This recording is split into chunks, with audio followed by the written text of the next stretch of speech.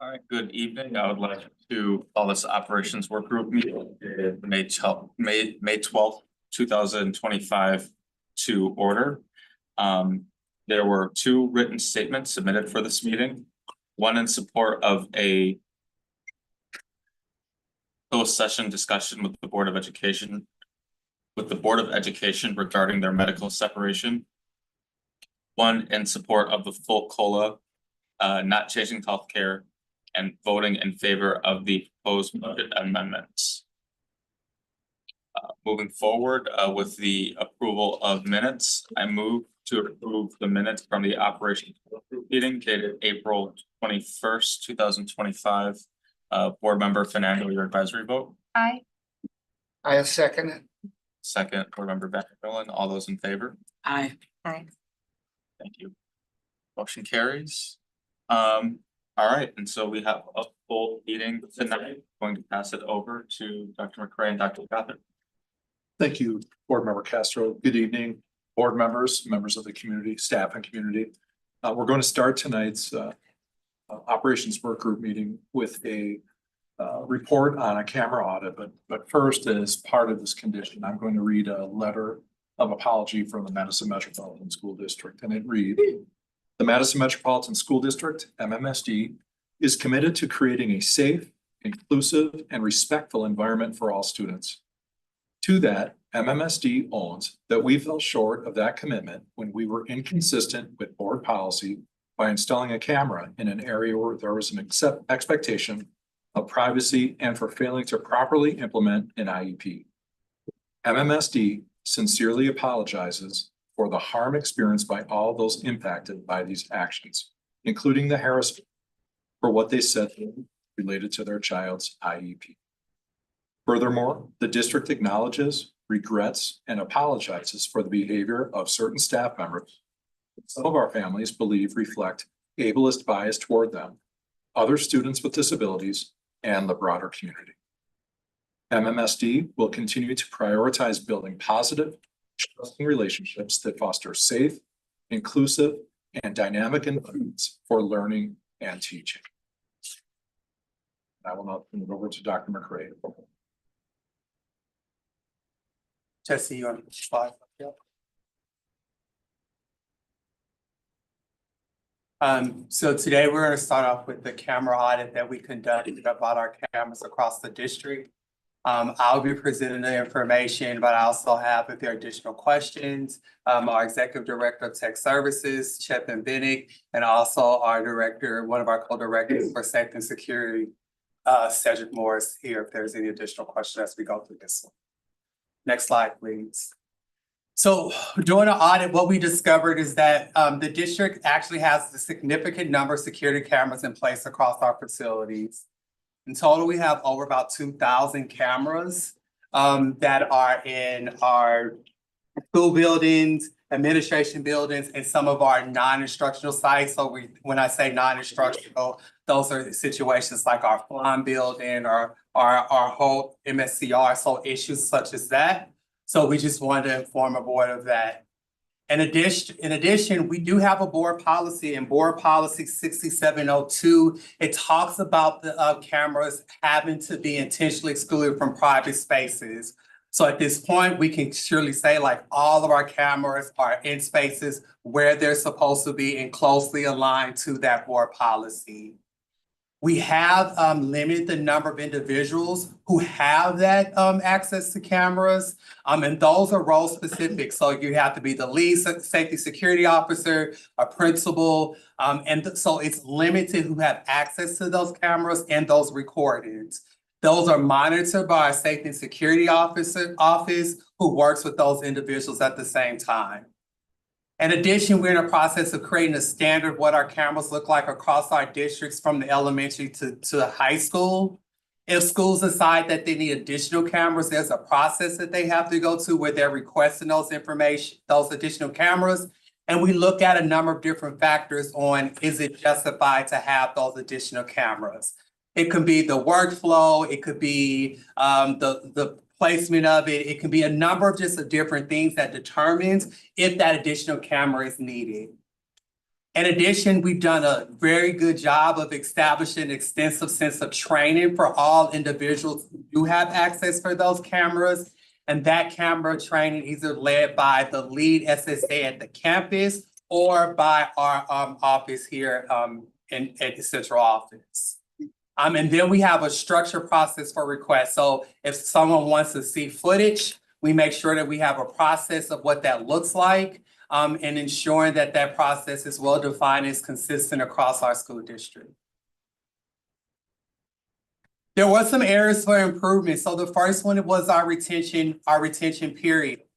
Our board policy states that we are to have access to the cameras for no more than 14 days for the footage. That has been updated and streamlined across our entire system. So as of now, all videos, if they are over 14 days, they do not exist on our servers or anywhere at all. And that is consistent across the entire system. In addition, we've implemented new software that kind of helps us monitor these cameras. So we know and understand if a camera is blocked for any reason, if a camera is down, if it's not functioning, we receive an alert that's in time and our tech services is able to adjust it. In addition, schools can also put in work tickets if something's wrong with the cameras through Incident IQ, which is a system that we use in order for us to make sure that we can support those cameras. We make sure that, again, as I said in a previous slide, that those permissions are based upon roles, and we conduct annually training to make sure that those accesses are still connected to those roles. So we do a good job of making sure that's happening. And since then, we've also formalized our training and created documentation. We've also done a lot of implemented refresher training. So it's not a one and done training when it comes to these for those individuals, but that training is ongoing and making sure that they're constantly receiving it. And then the last slide is really when we talked about what are some upgrades or things that we need to consider. What we noticed during this process is that we have a lot of cameras that are what we consider analog cameras. Those are cameras that are not what we're saying are internet protocol cameras. And so the images and it's real distorted because they're just really old cameras. And so we've started a 5-year plan to move off of our analog cameras to move all of our cameras to IP cameras, which will be more accessible and it'll be able, they're more digital, so you can see more with them when you're thinking about those cameras. So that was the biggest thing that we came out of when we looked at things that we wanted to upgrade when we looked at our camera system. I'll pause there and just see if there are any questions from our board. Thank you, Board Member Vandermeer. Yes, I am glad to hear that the cameras are being updated. I do have my serious concerns, whether it be how they're monitored, how they're maintained. I understand we now have a process, but we were told that also when this first happened, we were told that this never happened, that our cameras were secure, that such an incident could not happen. And I want to make sure in the future, as much as I trust my administration, and I do, that we do a yearly review to make sure that we're following our safety and security procedures, because I think the harm's already happened. We can't undo that, and I'm not asking. I wish I could. I do. But here's the thing. I want to learn from it and make sure that there's nothing like this can ever come close to ever happening again. That's why I'm asking for a yearly renewal. That's all my comments here.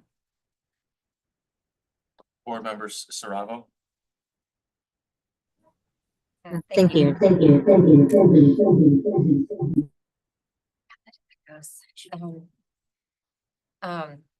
Nikki, for sharing all that. This is really important. I'm wondering if we're doing professional development, how are they receiving that? When was the last time that we did that? So if there are new guidance available, is that going to be educators and non-educator staff that we have in the buildings? And when was that last? So for the most part, it's important to know the individuals who receive the training are only the individuals who are working directly with the cameras. those individuals are receiving training on a yearly basis as a refresher. So they just don't receive it once, but every year as part of their training, they receive it, as well as when new individuals are onboarded, they also are receiving that training on the equipment. If there's any changes to that, then we'll also provide them with that training at the same time. So beginning of the year, they receive that training. If you're onboarded new in the middle of the year, you'll receive that training then, and then as updates happen, you'll receive the training. So multiple touch points, it just depends on when you're entering into the season. Okay, I'm just hoping that if the changes are just, they're made obvious. They've been updated into their training, so it's clear. Thank you. Thank you. Thank you. Board Member Muldrow. Thanks, Chair Castro. I want to ask first about open records requests. So as we create footage within our public schools, how can that footage be accessed by the greater community if we are only maintaining footage for about 14 days? Let's say, like, there's something relevant to a specific incident related to a student. One, are we reviewing footage to ensure that we would maintain any footage that stands out to us, which seems really significant and time consuming unless we're doing it in the field. And then if someone requests that footage in terms of a public record, what does that process look like? So camera footage is only available for 14 days. So like if it's day 15 and you requested, we no longer have the footage. And that's part of our board policy. So we had to make sure that we were in alignment with it to state that on day 15, that footage is just no longer available. If someone requests the information within that 14-day period, then we do have the ability to download that information and follow a process of how we share it. But again, if it's after that 14 days when it happened, then the response will just be that that footage is not available. So that answers part of the question. The other part of the question is, are we reviewing it to ensure that no significant incident has taken place and been recorded before we dispose of that footage? At this time, we're not just recording, we're not just watching video on a constant basis. Okay, so we're not reviewing the footage, so we could lose really relevant information based on that process, depending on when a student comes forward or what we know about any given incident. Correct. Something really relevant. Okay, I just wanna make sure we're aware of that. Are we comfortable with that? Well, we have to be in alignment with board policy. Okay, So from our stance, it's about ensuring that we are in alignment in what's in board policy. And so because board policy simply states it is only available, it's very clear on how it reads. After the 14 days, it's no longer available. We had to make sure like all of our systems were in place to support that. I really appreciate that. I think that my question about how comfortable we are with that is really a question for my fellow board members. And I think it's something to take into consideration in terms of how our policy is dictating this process. So I want to thank you for your transparency in terms of our ability to review that like enormous amount of information that we would gather on a regular basis and what happens to it. If I'm a parent and my child, you know, is accused of any given activity at school, right? Accused of doing this in the bathroom at this time. Can I say, I'd like to review footage from within their school to verify that they were in the place that they're being accused of doing the thing that they were accused of doing? Yes. You will work with your school administration. We will ensure that the right procedures are in place. For example, if there are additional students in there, we first want to make sure we're blurring out individuals so they're not recognized. So we'll go through all that process. We will ensure that when you come into our office at the school, they'll review it with either the principal, the lead SSA, or someone there for them to be able to do that. But there is a process in place for you to be able to do that. Board Member Muldrow, I know you were clear and I know what you meant, but I want to make sure the listening audience. Your question was whether or not an incident took place in a bathroom. We wouldn't have a camera in a bathroom. Right. I just want to be clear. Yeah. We'd have it in the vicinity to see perhaps in and out area, but not. Did my student enter the bathroom? Correct. did my student come out of the bathroom 20 minutes later? That Yes, sort of thing. Yes, There would not be a camera in Correct. the bathroom itself, no, in the locker room itself, Correct. in any other area that may compromise a child's like dignity and privacy. My last question actually is directly for you, Dr. Gothard, and that is, the board reviewed our policy on hidden cameras a few years ago in relationship to an incident that took place. And one of the things that our policy had initially said was that you could place hidden cameras in buildings if you had the superintendent's permission to do so.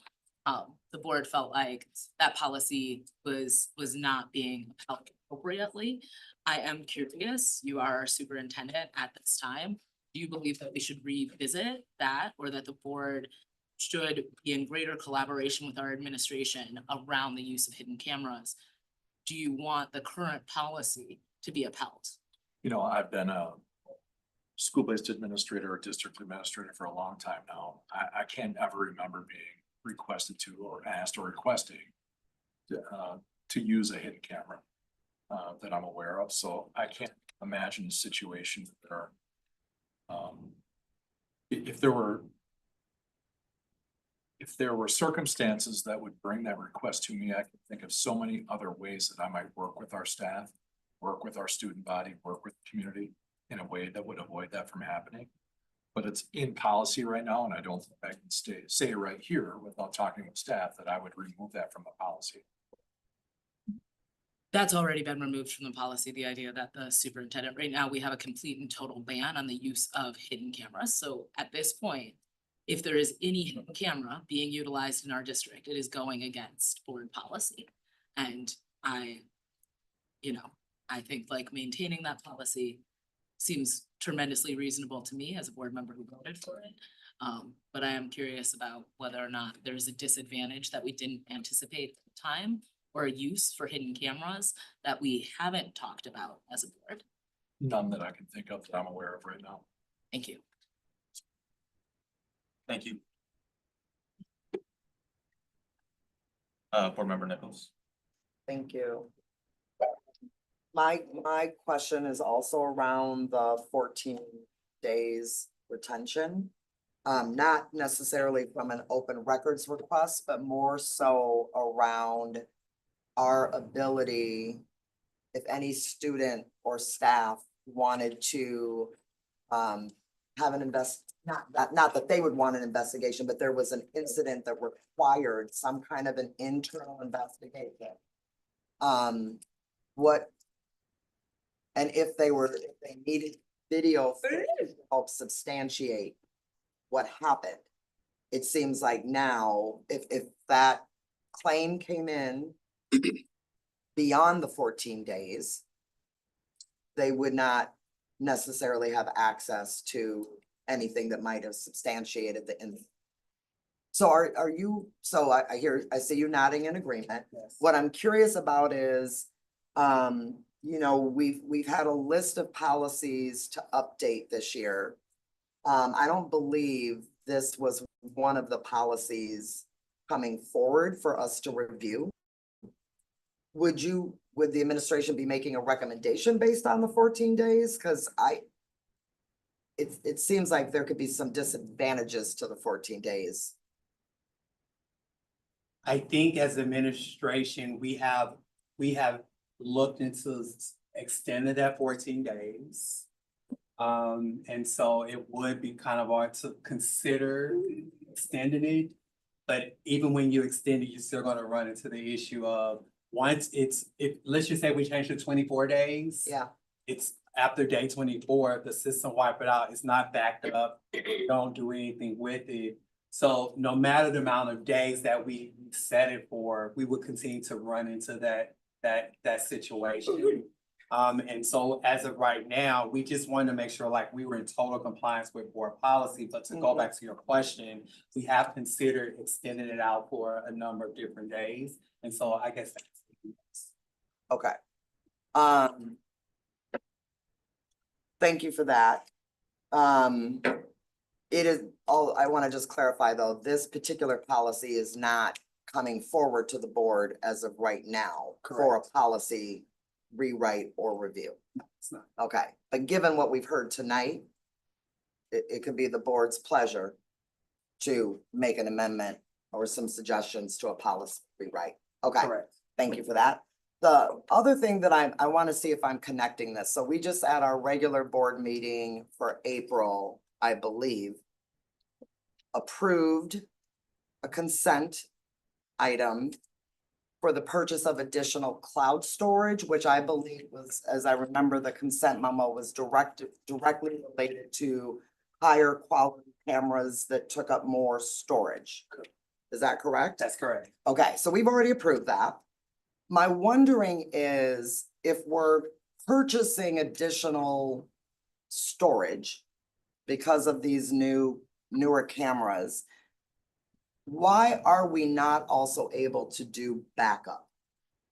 Even if the backup is for a certain amount of months, or do we not have more cloud capability to back up more camera footage? Or is it really that the newer cameras are taking up a lot more space and that was the primary reason for getting the additional storage? When you say backup, what do you mean by that? Because I want to make sure I'm answering this. Well, so the way I understood the consent memo was that we were agreeing to purchase additional storage, right? Because the cameras are higher quality and they utilize more space. I guess what I'm asking is, I just heard you say, Dr. McCray, that we don't back up the videos. And so to me, I'm thinking if something is accessible on a cloud storage, could we not extend backup So, as a way to have, if something came forward after day 14, that you could retrieve the video if you needed it? so we could, Okay, but the reason we don't, again, is just because of the policy. The okay, policy is clear that we are no longer to have access to the video. So because of that, we don't keep it locally or on the cloud. okay, If we were to say like we wanted to have it like day 14, it's on a local server, day 15 through 30, it was on a cloud, we can support that. But again, because it's very clear in how it's written in the policy, that's why there's not a backup. okay. Thank you very much. Thank you. You have your hand up still? Yeah. Okay, board member Saravo, then board member Vandermill, and then I'll add myself. You. Thank you, Board Member Castro. I was actually thinking after Board Member Muldrow brought up the timeline. I'm really conflicted with those 14 days because not only is it hard to talk about things that sometimes we don't see, but we also have students that communicate very differently, and the ability to relay something and know the time of when that happened can also be very difficult. I think there needs to be more discussion around this specific policy. Just because I don't think we're capturing all the students and their abilities to be able to self-advocate or have others advocate for them within a small window. Board member Vandermill. Yes, I understand the need for the 14 days. I am for that. Because unfortunately in this situation, what happened and trust was broken, and I don't believe that we should hold on to it past a certain date. I understand the security concerns, do not get me wrong. I also know that there are a myriad of ways of finding information. I'm not trying to hamper anyone, but I do worry on the privacy concern. Additionally, just wanted to put it on the board's radar, President Nichols, sorry, called you Chair Nichols.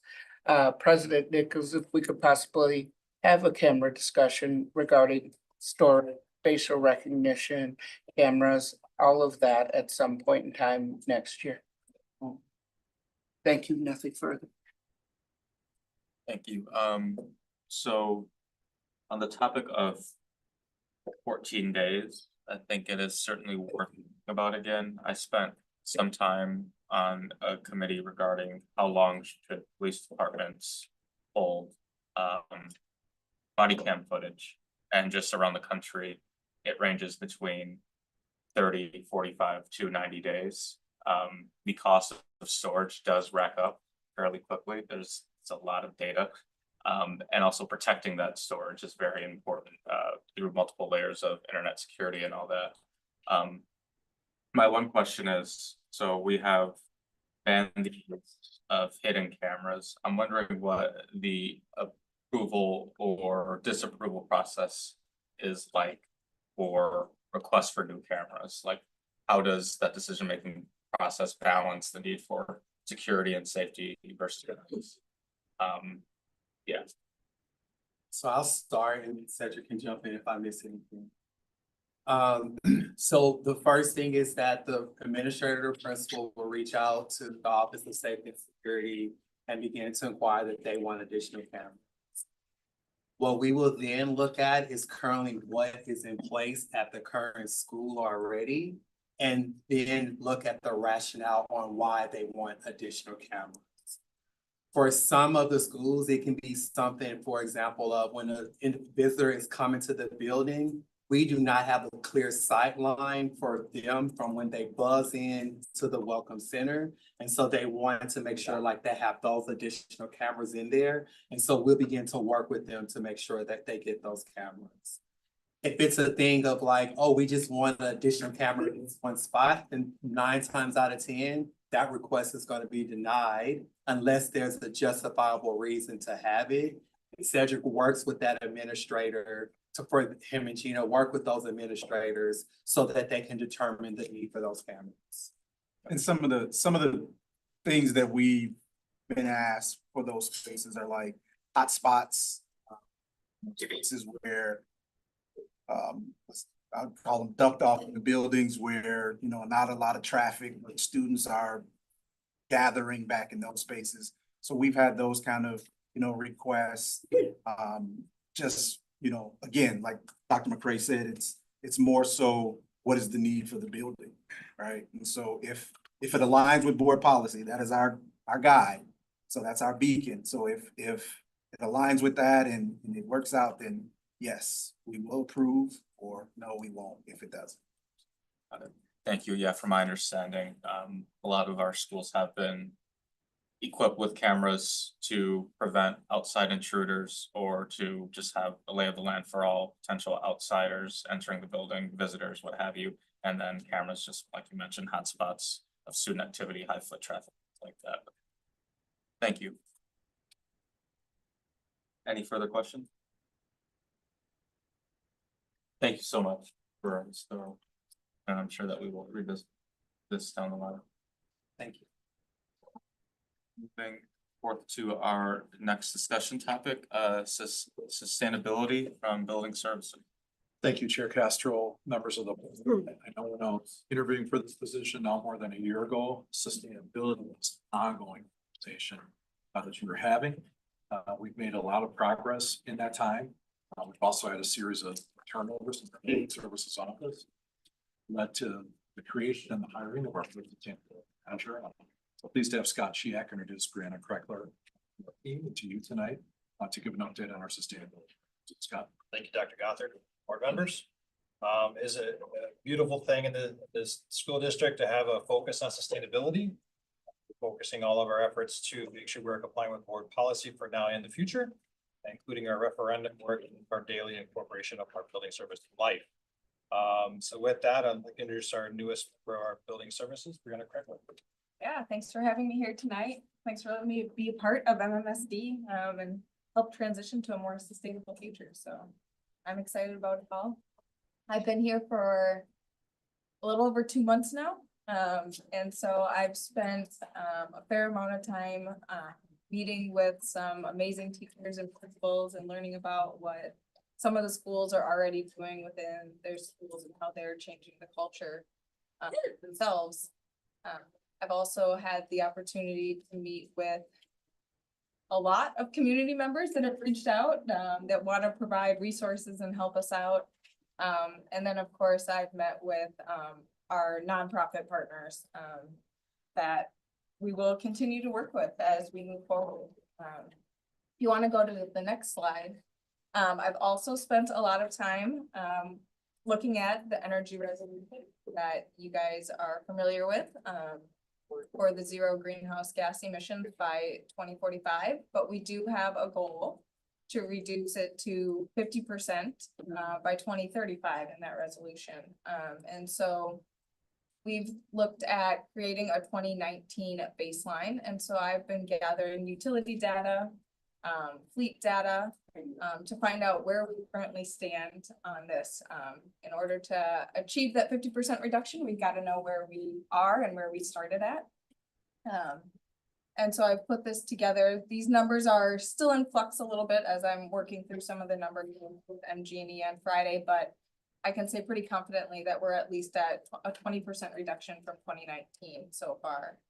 So we have about 30% to go over the next 10 years. But we're doing lots of good work. And a lot of that 20% is in part to the 3 megawatt solar farm. But also the LED lighting project plays into that, and the savings.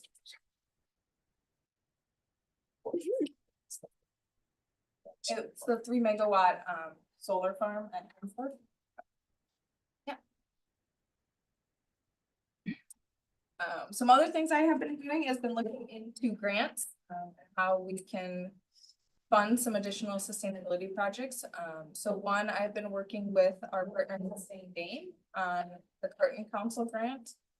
We are hoping this fall to have all of our schools recycling cartons.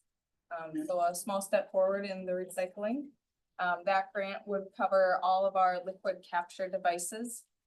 And then it would also allow Sustain Dane site visits to help with ongoing support, education, training, any components we might need their support with.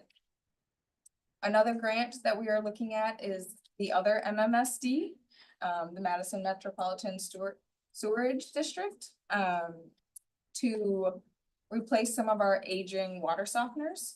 So the old water softeners use a lot of salt, which is not great for our environment. So looking at some of the older ones and how we can play with them to get in new water softeners that are more efficient and using less salt for our schools.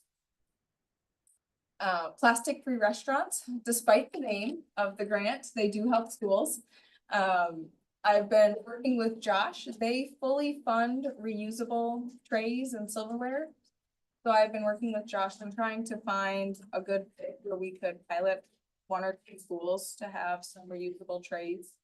The only caveat on that one is they want your trays to have plastic in them, and ours don't currently have plastic from my research. So I've been trying to work with the organizers of plastic-free restaurants on how we could still maybe get this piloted. And at the very least, how we could move away from plastic silverware and kind of start eliminating the single-use culture within our schools. And then the last one is a really great opportunity, Thriving Communities. It's with the UK. They are giving out $350,000 on this grant for creating like a community resilience hub. And so I met with the city of Madison last week to see how we could make one of our new referendum schools more resilient, and how we could schools are already giving back to the community, but how can we give back even more and provide a place for cold days, heat days in the summer, power outages? How can we provide additional resources to our community? The downside of this one is that with our current political party, we got an email last week that it's on the chopping block. So I'm still gonna work with the city of Madison to see, what things we can get in place and leadership within MMSD, how does it affect safety within our schools and other aspects, but kind of getting a plan in place for it. And then the city of Madison did say there might be other funding sources they might be able to help us with. So using our resources that are out there to see how we can create more resilient schools for some of our referendum. And then if you want to go to the next slide, the last ones are kind of all about the referendum and what we're doing on these projects and what we're looking at.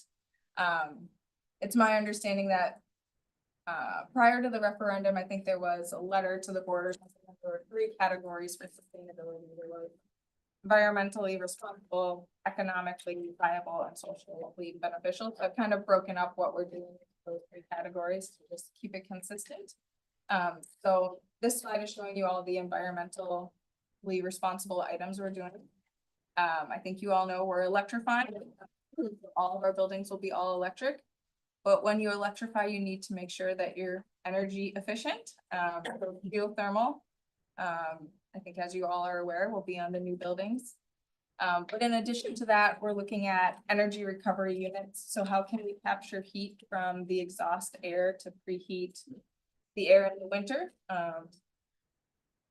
Demand control ventilation. So how can we reduce our ventilation in large spaces like the gym, when the majority of the time there might only be 30 students in this large gym that can house 500 people. So rather than having outdoor air for 500 people all the time, you can use CO2 sensors to reduce the amount of air, so we're not heating and cooling a significant amount of air all the time. Making sure we have high efficiency lighting, daylighting sensors, occupancy sensors, so lights are not on all the time. And then we're also gonna have improved indoor air quality with increased ventilation spaces as needed. Another component of buildings that I think is really important along with the HVAC systems is the envelope. It's really important we get the envelope and the HV system correct, in my opinion, because those are things we're not gonna touch for a while. You know, we build these buildings and they're still standing 50 to 100 years later, and we don't think about repairing our envelope all that often, as it's one of the more challenging aspects of sustainability. So making sure that we have the high performance glazing, increased ventilation, or sorry, increased insulation, and then that our infiltration rate is substantial. Embodied carbon is another element we're looking at from a carbon standpoint. So embodied carbon, if you're not aware, is the amount of carbon that is in materials all the way from manufacturing to the end of their life. And so looking at how we can select materials that are reducing the amount of carbon with materials.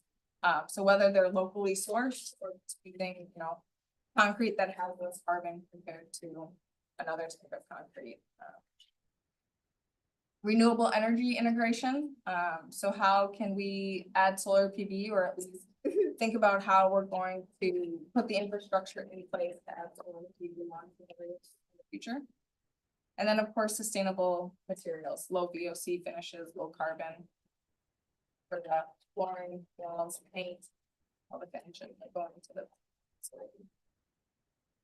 Next slide. Being economically viable, so water conservation, low flow fixtures, rainwater harvesting, rain barrels would be great, especially as we're looking at putting gardens on the facilities. And we can use that rainwater capture then to water the gardens rather than using the hose pipe. Efficient landscaping, so looking at using native plants and possibly some bioswales for water capture. Waste diversion, so construction waste reduction, how can we reduce our waste construction? Grinding up the old buildings as we demolish them, we can grind them up on site and then use that for parking lots and driveways and things like that. So it's not just going into the landfill. I met with a company the other day that has mushrooms that eat old carpet. So there's options out there, you know, where we can be more sustainable rather than just throwing things into the landfill. You know, how can we reduce what we're doing? And also thinking about full waste reduction once they are operating. So using these buildings, pilot composting, making sure we're recycling as much as we can. Reusable lunch trays, sharing tables where kids can put food out and it can go to, you know, someone doesn't want a banana at lunch, someone else can grab it up, that snack time, and donate it. So we're not just throwing food away. Cost efficiency, so we're looking at incentives and grants. Obviously with the political party, they might not all be there, but fingers crossed, you know, there is the Inflation Reduction Act where installing geothermal, you can get 30-ish% back. So if that's still there, that would be great, but what other grants can support our buildings, focus on energy, gives incentives. And then building commissioning, so having commissioning on the building to make sure everything's operating as it. And then I kind of touched on resilient schools, so we're looking at making possibly a community resiliency center, but all of our, I think all, Scott, correct me if I'm wrong, are Red Cross shelters at least. So in a time of emergency, distribution site for the community. So at least keeping it going. And then the last side, socially beneficial. So just thinking about wellness, so having design, lots of outdoor light, providing students with the opportunity to be outdoors. Ecosystem preservation, so reducing the heat island effect that you get off like black concrete, thinking about putting on white roofs and shade trees, so how can we reduce that heat that's being emitted. Outdoor learning spaces, gardens are being included on the buildings right now, but what are the other opportunities for outdoor? Community engagement, we've already had some of the community involved in the design, but continuing that process and continuing the education and what sustainability components are being added to buildings. And last but not least is environmental awareness. As the buildings are being built, how can we incorporate Green Club members? How can we add sustainability into the curriculum of these new designs? How can we showcase, you know, the geothermal that's in these buildings, and other sustainable aspects to the students and community as they walk through? Thank you. Okay, board member Vanderbilt, and I see your hand. Yes, question on the single-use plastics. Individuals with this, certain individuals with disabilities, myself included, use disposable straws. Not just for eating, but we use it for talking, we use it for chewing, we use it for other things. Is there a way there's a way that we can, the biodegradable straws fall apart? The metal straws oftentimes cut individual mouths. Is there a way we can create a program where we can still have the disposable straws because it's being used as a therapeutic as much as it is a food device? I could look into it, right? I don't see why not, but I mean, That would- for those that need it, yeah. That'd be lovely because for a long time, I had a lot of chewing Mm-hmm. issues. And I used that quite a bit and I don't want to take that right away from it. Board member Mosa Falcon. Thanks, Chair. Welcome. I'm so glad that you're here. I have a few questions. My first one is, like you said, you were coming to understand sort of what the baseline in 2019 was versus today.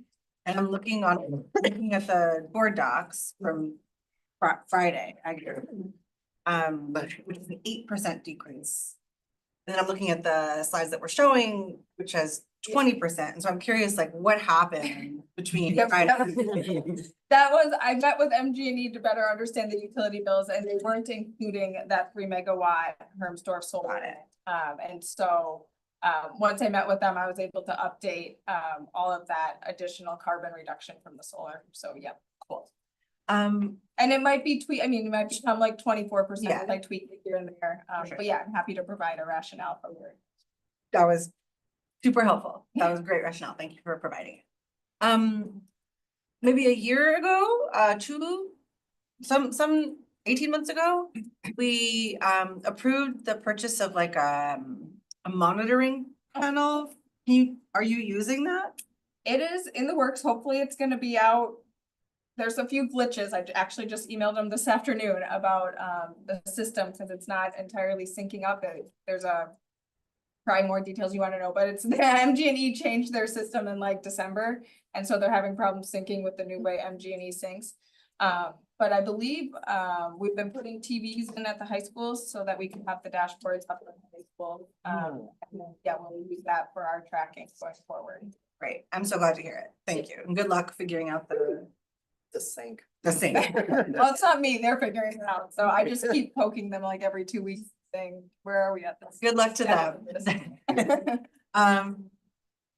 I have a couple other, I guess I'll go with my like detail questions. So I heard you mention geothermal. But I've also heard lots of mention of like, we don't know which of the referendum sites this will be possible on. Does that track with your understanding, or are you saying like, no, we think it's gonna be possible across? G will be everyone. Okay, cool. There's different types of geothermal, and so that might be the first phase two, Scott's gonna correct me if I'm wrong, but the first phase two schools are both on wellhead protection zones, and so we're not able to go as deep. You can only go in 200 feet instead of the 500, and so it's been challenging to figure out some of those. I appreciate that. Okay. Ruby, then I guess my next two questions are like, one is about sort of like how you're thinking about your work and like what your process and what your collaborative work is like, trying to, when you know, there's lots of opportunities and lots of ideas, figuring out which ones we're gonna go with and which ones are like, that's a cool idea, but it's not for us right now. So can you talk a little bit about how you're approaching that, the team that you have around you, how you're approaching that together in collaboration with others? Yep. I'm smiling because like 2 weeks ago, I was thinking this exact same thing. So I think it's great that we have this energy resolution that focuses on our like operational carbon. But there's so much more to sustainability, right? There's so much more of a holistic view. I mean, as you just heard me talk for I don't know how long, 10 minutes on all the different aspects that we're including into these new referendum schools. There's so much more that goes into sustainability, and it's really easy to get lost and be like, oh, here's a cool grant, and you're just picking things, and there's not a way to track progress or see how we're making progress. So I would really like to take some time to come up with some more sustainability goals and figure out where we are at today. So like, it would be great to figure out, you know, how many schools have gardens and what's our goal for that? Or how many schools have outdoor learning spaces and what's our goal to progress to advance that? And same with waste. We were just talking about like recycling milk cartons with Sustain Dane. And it's like, well, how can we track where we're at and then see how much progress we're making? And that goes for waste in general, you know, like, how do we know how much is going into the landfill right now versus how much we could be recycling and all this? So I think we really need to figure out where we're at and what metrics are important to us and create these goals. And what the goals look like, I'm not entirely sure. Are they yearly goals? You know, we say we're gonna do 5% better each year, or are they by 2030, we're gonna have a 30% reduction in weight? I'm not sure on that yet, but that is part of my plan, is to come up with these more specific goals that kind of align with those 3 categories we already have, and then filling in where we wanna be. I don't know if that answered your question, but that's kind of where I'm at, is like we need to have more specifics so that we know when grants come up, which ones we want to apply for, and which schools might be in line next for whatever it might be, and be like, oh, this grant's a perfect fit because we wanted to put solar on this building, so let's go here next. Great, that does answer my question. Thank you. I'm looking forward to hearing how things develop. My last question, I guess, is about and maybe this is a question for Scott, since you're newer to the team. The stuff that you've been talking about, especially around referendum sites, like we're already like kind of most of the way through the first design phase. So like, is the stuff you're talking about already? Are you feeling like behind the 8 ball coming in at this point when so much design has been done? Or people having to go back and say, okay, well, we do need to readdress this thing that we maybe left out? What's the status of that stuff? I'll answer that. So part of this is we're still in that early phase of design. We're actually still in the 50% SD phase, meaning we're still doing the envelope. So we've had conversations, even as she came on, as we started talking about getting their environmental sustainability people from our design team, from our CMs, from our owners rep, all of them are already pre-met and set our goals. Our goal was being lead.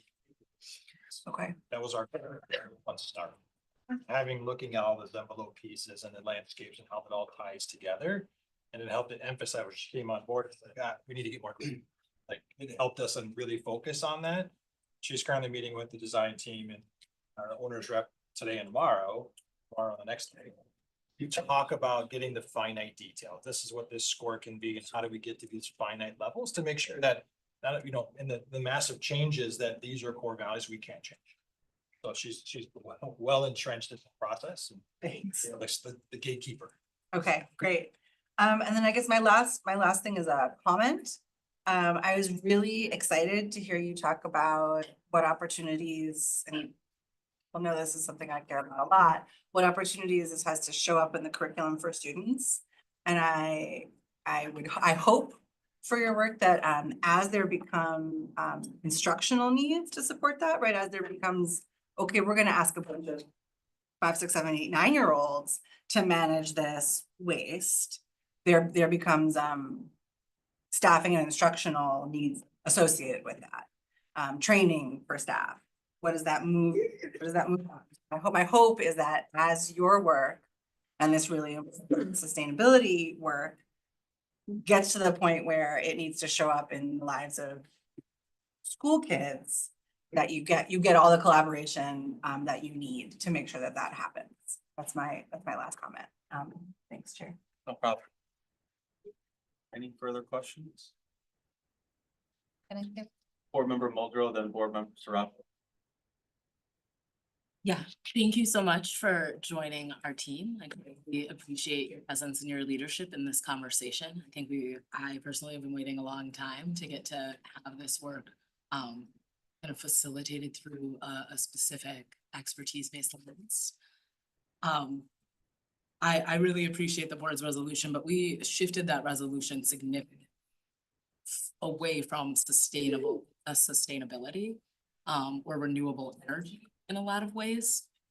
And so my first question for you is, part of the reason the original resolution included renewable energy was to emphasize the cost savings of embracing renewable energy to taxpayers. So this isn't just about investing in sustainability. This is about a long-term, you know, multiple bottom line, right? Which is one, protecting our environment for future generations of young people, but also making our school district more affordable to the taxpayers.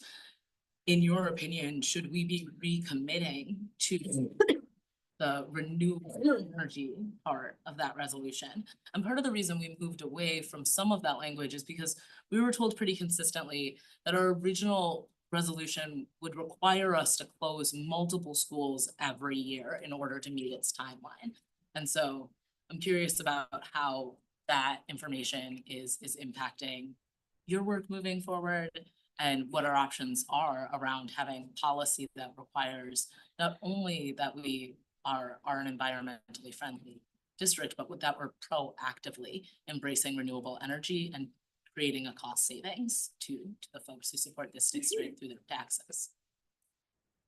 Personally, I think it's a combination, right? I think we do need to think about carbon and how much carbon we're emitting and how we can reduce it. Because that's very important for our future, for all the future generations going forward. But it's also balancing that with the cost, because currently natural gas is cheaper than electric.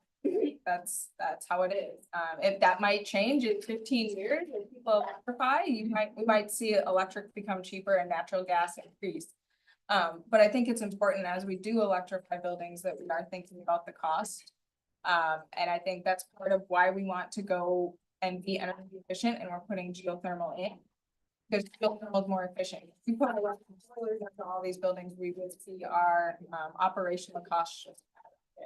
So the geothermal helps keep it kind of level with where it is now. And then as we add solar onto these buildings, that's even reducing the cost even further. So I personally think it's a combination. We're electrifying, we're putting in the most efficient equipment as we can, putting in, you know, the energy recovery unit, capture heat, putting in the demand control ventilation. So we're not, you know, as we're ventilating the air and bringing in outside air, we're not having to heat all of that. Demand control, it's reducing the amount of ventilation we're bringing in. But then I do think we do need to have solar PV. We can't just say, no, we're not gonna do that, or some sort of renewable, whether maybe wind becomes more viable in 5 years, and that makes sense as an option. But I think it's continuing to assess our opportunities for renewable energy and how we can reduce our utility bills from that. And it's also on top of that, we have all these existing facilities too, so where I've been looking at, like, where are the opportunities where we can reduce the energy use at some of these facilities? And just make what we have there more efficient, and operate them more efficient, what we have too. So my other question about that is specific to the culture of the district, but I do want to hear from you in relationship to our approach to renewable energy. Yeah, so I want to add to that is her being on board has got other folks engaged in how we do other things and look at things different. So her gonna be buying and purchasing a drone with a forward-looking camera.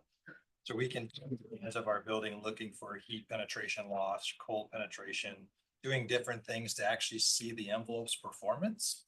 And then using those tools, whether grants, internal work, to valuing our asset for older buildings, like we need to go focus on tightening this envelope to be it more efficient, right? Can't close a school, you can't renovate a whole school, but you can fix points that are major leak points for comfort and everything else. So we're changing kind of watch how we do it. We're building our asset management program we talked about in the past. Is part of that is utilizing those assets and then checking against their performance using different tools that are available. Right, things that weren't available years ago, we can actually go scan very rapidly, look for penetrations in the roof, where leaking, escaping's happening, then start building the base building backwards and say, yeah, we should go focus here. We're losing a lot of energy, our gas bill is up, we're losing a lot of extra energy we shouldn't be spending. Let's go find that solution. It's stuff you can't see physically. Thank you.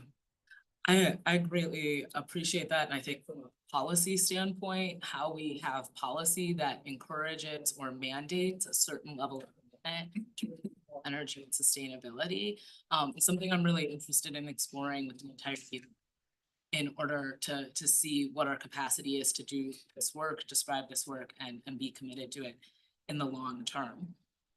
Since we passed that original resolution, I'm curious about kind of updates to our fleet and what percentage of our fleet is electric, / how much of our fleet has been purchased since we had that resolution in 2019? And what is our relationship to being pretty intentional around purchasing electric and prioritizing the environment as we replace our fleet? I'll take my best shot at this. I don't know the percent of that's electric off the, pull it up, but we are being intentional about, as far as I know, all the purchases for vehicles right now are electric, so as we need new vehicles, they're going electric. And that's the only thing we're purchasing for our fleet. Barring the application matches, like a plow truck.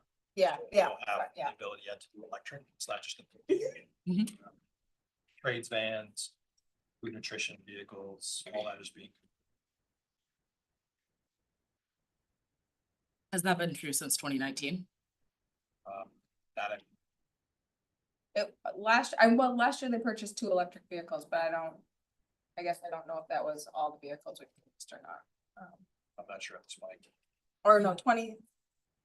Was it last year we purchased 2? I don't know. If I could get some follow-up information about how our purchase related to our fleets has aligned with our original resolution in 2019 over the course of time, I think that'd be tremendously helpful just to understand the impact that has had, and whether or not that's being factored into kind of our reduction as it relates to carbon. So the 20% there, I do have the fleet incorporated in that. There's a little caveat on the 2019 is that the program we used for that we didn't have in 2019, so I don't know how much carbon we were emitting back then. I think we went back to 2023. So I used 2023 data for the 2019. So that is included in there. The thing that's not included are buses. I know we don't own our buses, but if that's something we want to track in carbon metric. We are the sponsor for students who electric busing through the grants. We applied for, I believe it's 14 buses this year to electrify the fleet for Madison. That's really exciting. My last question is about the solar panels we've already purchased as a district and our capacity to expand our relationship to that. And part of that question is driven by recently publicized information about other school districts, which you see school districts really investing in solar to the point of being able to sell energy back to the grid. So not only are they creating tremendous cost savings for their district as it relates to energy, but they are also profiting from that investment. What is our capacity to do that kind of work here in Madison? I think we have, yeah, the space to increase our solar PV production. We just with Referendum 20, we added 3 new solar PV arrays at West, La Follette and Southside, that are now all up and operational. Southside came in, I think, last week. I got an email this morning saying we're working and producing. So I think that's really exciting, but, I think it's important to find opportunities to continue to add solar PV. But I also think there's a balance point. We don't want to just put on tons of solar so that we can sell it back, because you don't get a very good sell back rate. It's like 2 cents per kilowatt hour. So it's not, they might be selling it back, but they're not getting a good rate and making a big profit. So I think it's better for us to think about it. Where is that balance point that helps us have the best payback? And we optimize how much we're getting from the solar and how much we're reducing our utility costs. And so where is that point and where does it fall? I think is important for us to analyze rather than just adding on a bunch of solar so we can sell back solar. And so what that looks like might be, you know, each school has a small solar PV array, so we're reducing our utility costs, but not overdoing it at certain sites. And I haven't done the analysis, so I couldn't tell you what the numbers would be or what it would look like, but approaching it in a smart way. What does overdoing solar energy look like? What does that mean? Well, Besides that you're not getting a super competitive rate. Yeah, that's what, right, so if we're, I think we need to think about. So if we put solar PV on a building, we could make it net zero, right? And I don't know who all knows what net zero means, but that basically means that in the summer when we're selling back, it washes out what we're purchasing in winter, because obviously we're gonna produce more solar. We're gonna get more from our solar panels in the summer, which is also the same time when most of our schools aren't operating at full capacity, right? And so we have this reduced load, but we have a huge peak. So we're selling back a ton in the summer, and then in the winter, we're full bore operational, and because of snow and other factors, we're only producing a small amount of what we're getting from the solar PV panels. And so it's fine, I think finding that equilibrium of where we would get the best return on our investment is what we need to evaluate when we're putting solar PV onto the school building. Yeah, I'm really curious about that return on investment. I'm really curious on how we represent this work, not only as an investment, but also as a cost savings for taxpayers in the long term.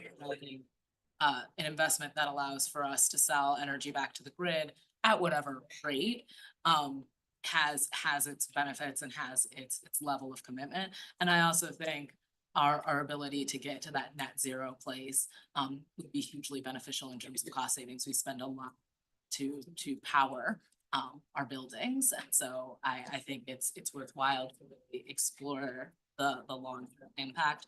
My last question is, if we are at kind of a 20% reduction right now since 2019, that's 6 years ago, is there reason to assume, especially in alignment with the county's resolution around sustainability and the city's commitment to sustainability, that we could outpace our current resolution?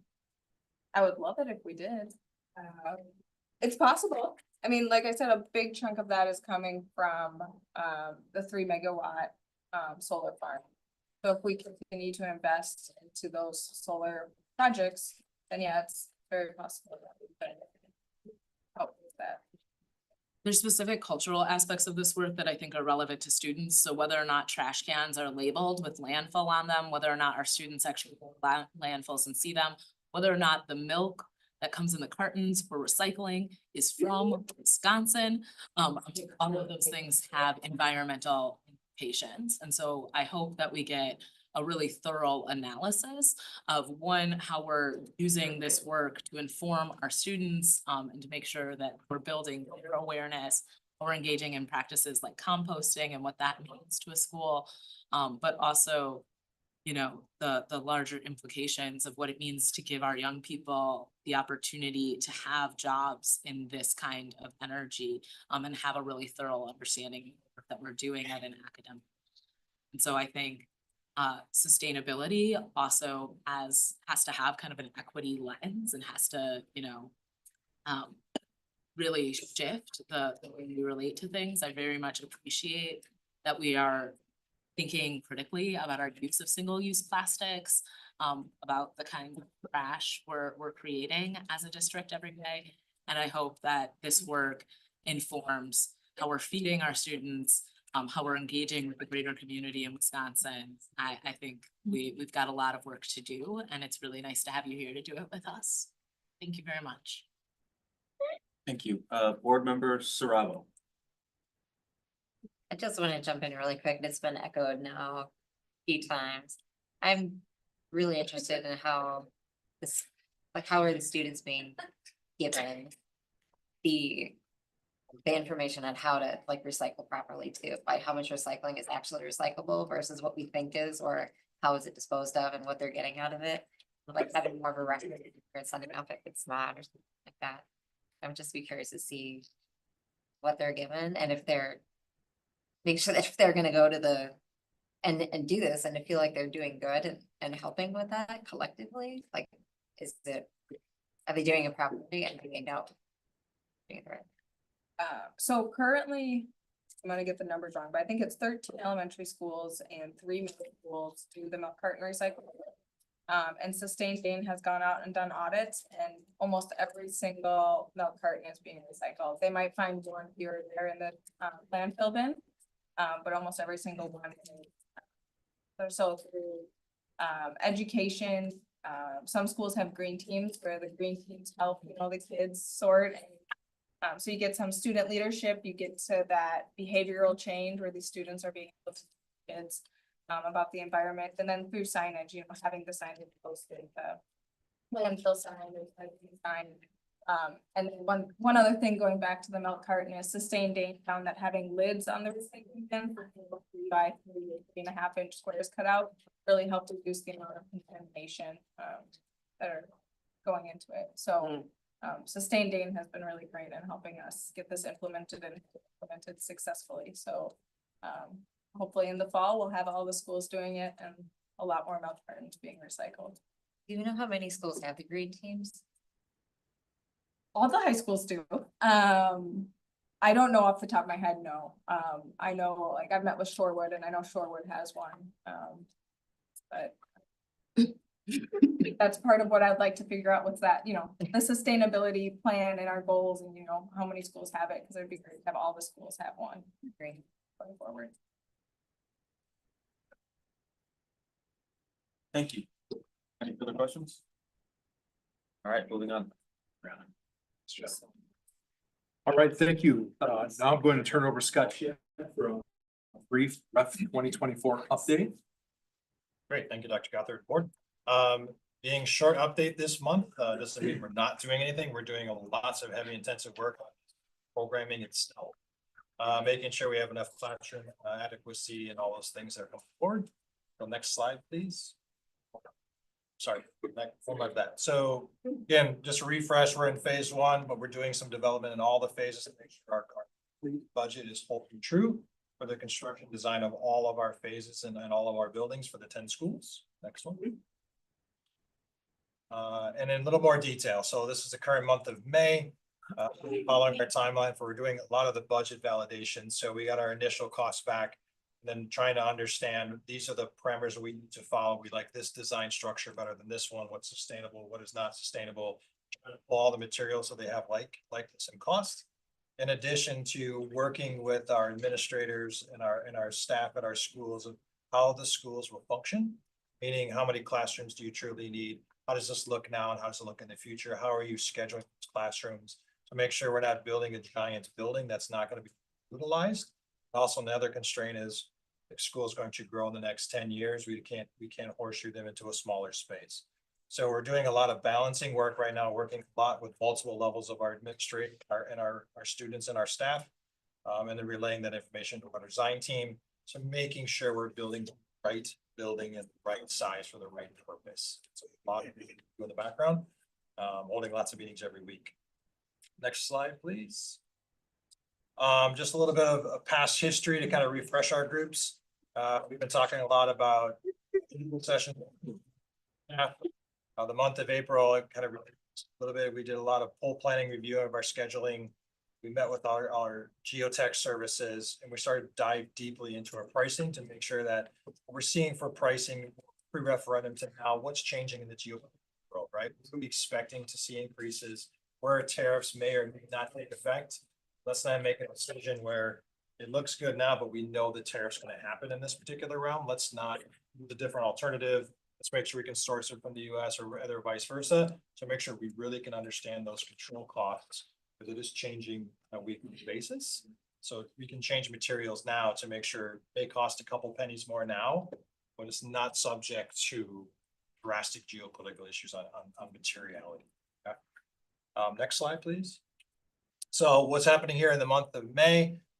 We sent a Mentimeter out to you guys, and we'll be sending it out to our students and our staff and the local phase 1 sites this week to get some feedback. What is this thing? What is it looking like to you? What does the school feel like? What are things that are non-negotiables to really get more input as we start to roll up all of this different feedback that we have to give the space that's meaningful to our community and our staff to be the future of Madison Metro Schools. We've been working through the deliverables, so our SD designs, our environmental consultants coming, Brianna's engaging with those to make sure that we are seeing the early phases that we are meeting our sustainability goals. Are we meeting the targets for the and all of those things? We don't have any, right? Building a base, building our core to grow from there. In the next week, we'll be sharing with the internal steering team committee kind of where we are in our building designs. And then coming forward in the month of June, we'll do a couple RFPs for furniture and furnishings group to get what's going in the classrooms, to get an idea of the sizing, the constraints, the patterns, whatever the things that occupy these spaces. In addition to what are we repurposing, right? Part of sustainability is repurposing things that still can be used and fit the function and reduce our overall waste. And then the 9th of June, for the next operations work group meeting, we'll bring in our owners rep here, our design team, to have a conversation with you as a board members to see, here's what the school starts to shape like. Here's where they're starting to come around. Here's what we've learned. Here's the initial concepts. Get some feedback of really showing the community, here's what we're coming up with from all this feedback that we have and the base building going forward. From that meeting, we'll go a lot of heavy work over the principals over the next couple months during phase 1. Really diving down and prepping that the building will flow, will function, the traffic patterns, how it feels in and around their school sites, and make sure it's ready to go before we get to the detailed design where you actually talk about the finishes. You get a little bit more versus brick and mortar. It's what they see on a daily basis and how they interact with them. So that's coming up really very shortly. It seems like forever, but time flies, and we're into this next phase of finishing the first phase 1 set. And then driving into really understanding the traffic patterns and flows phase 1 schools. We're still looking at the bigger picture of, we've got 10 schools over 4 years. We can't just focus on the first 4. It has to be spread equally, distributed equally, and they all have to have the same set and results. So in July, our target is to be finished, turned over the SD designs, or getting off the schematic designs by July, August, ready to start going into the detailed designs. But we'll have more public input sessions for our community and our staff to see what else behind sites brick and mortar we have to start diving into. How does it feel? What does it look like? How does the traffic go? We'll have a lot of those questions answered, but also want to make sure we don't miss it, right? They're the users of that occupancy, right? We're high up, right? We're gonna make sure it works and it's what they need and what they feel to make sure they have a good educational experience, including our community members after school. I think that's my last slide. Yep. Questions? I had one, but then you answered it. Okay. Board Member Nichols. Yes, thank you. My question, it may not be, it's not exactly just said, but it's me to think about, I think our work with last week. So as you all are in the schematic design phase and your comment about the traffic flow and wanting to make sure all of those things are right, it's taking me back.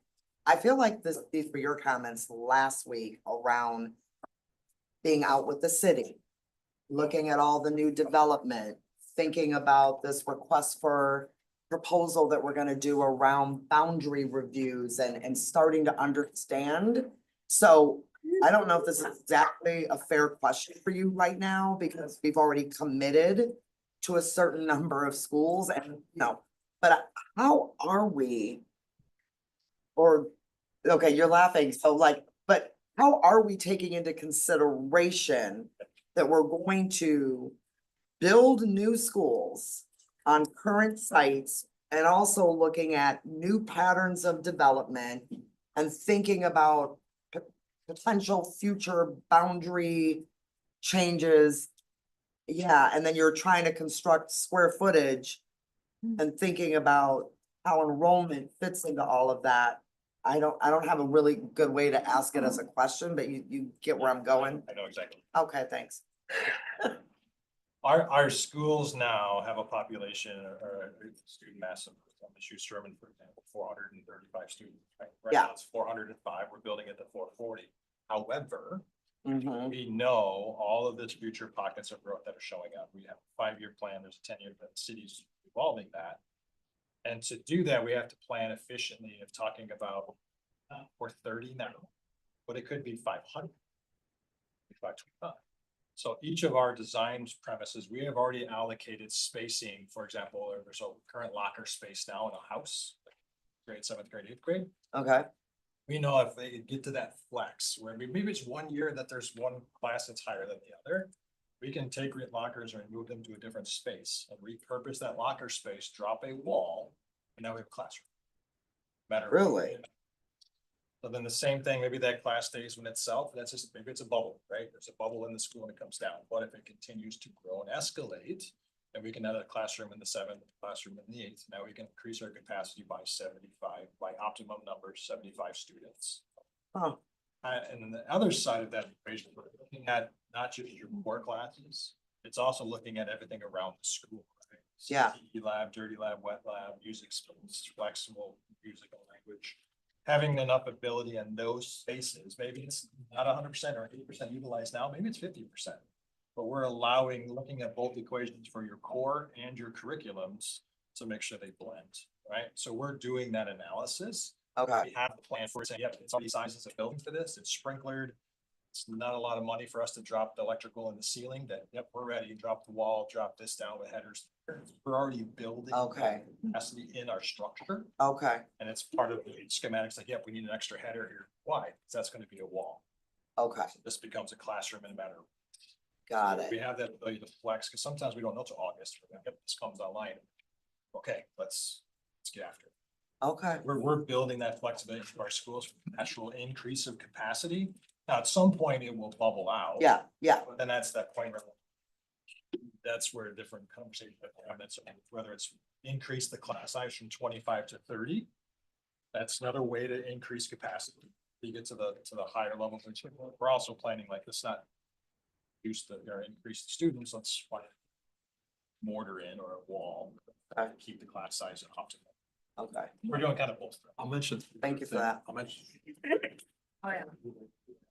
Is that, one thing that we have to start thinking about is Ref 24 said. Yeah. You saw it, and we need to start thinking about what we know for additional buildings, part of our facilities condition review. What we didn't plan in the facilities condition review was kind of some of the population we might be seeing by then. Mhm. So it's going to be important that we think about this as we start our long range. What patterns begin to emerge. I think the other piece goes along with that is that we also have to get a through way for us to manage well. That's where the boundary comes in. We don't want to create this overwhelming half of our schools overpopulation and half under. Yeah.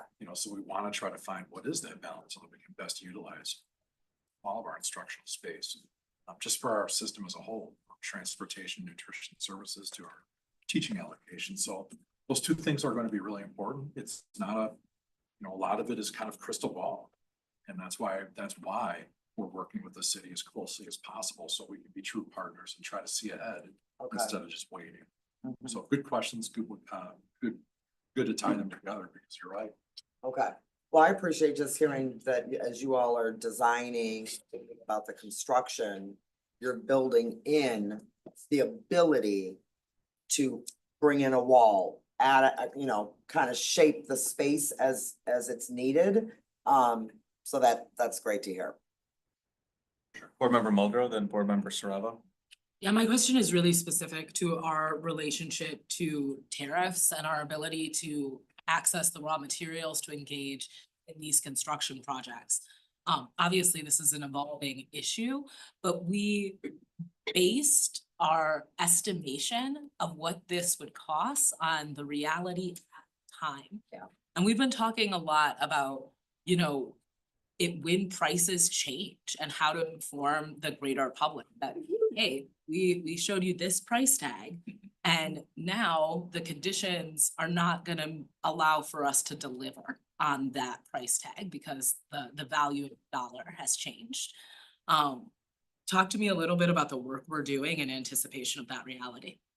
Yeah, so there's two folds. One is we're a year away from truly purchasing materials if we have to, so that we can let some things flush over time, because we all know things are moving drastically.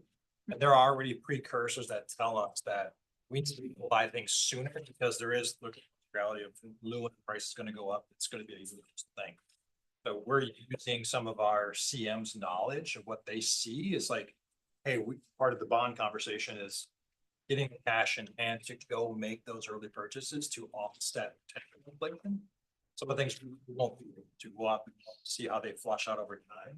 But we're not to the point yet in our designs to really understand like some of the real constraints, because there are things we can offset, right? We can change some materialities to not see inflation.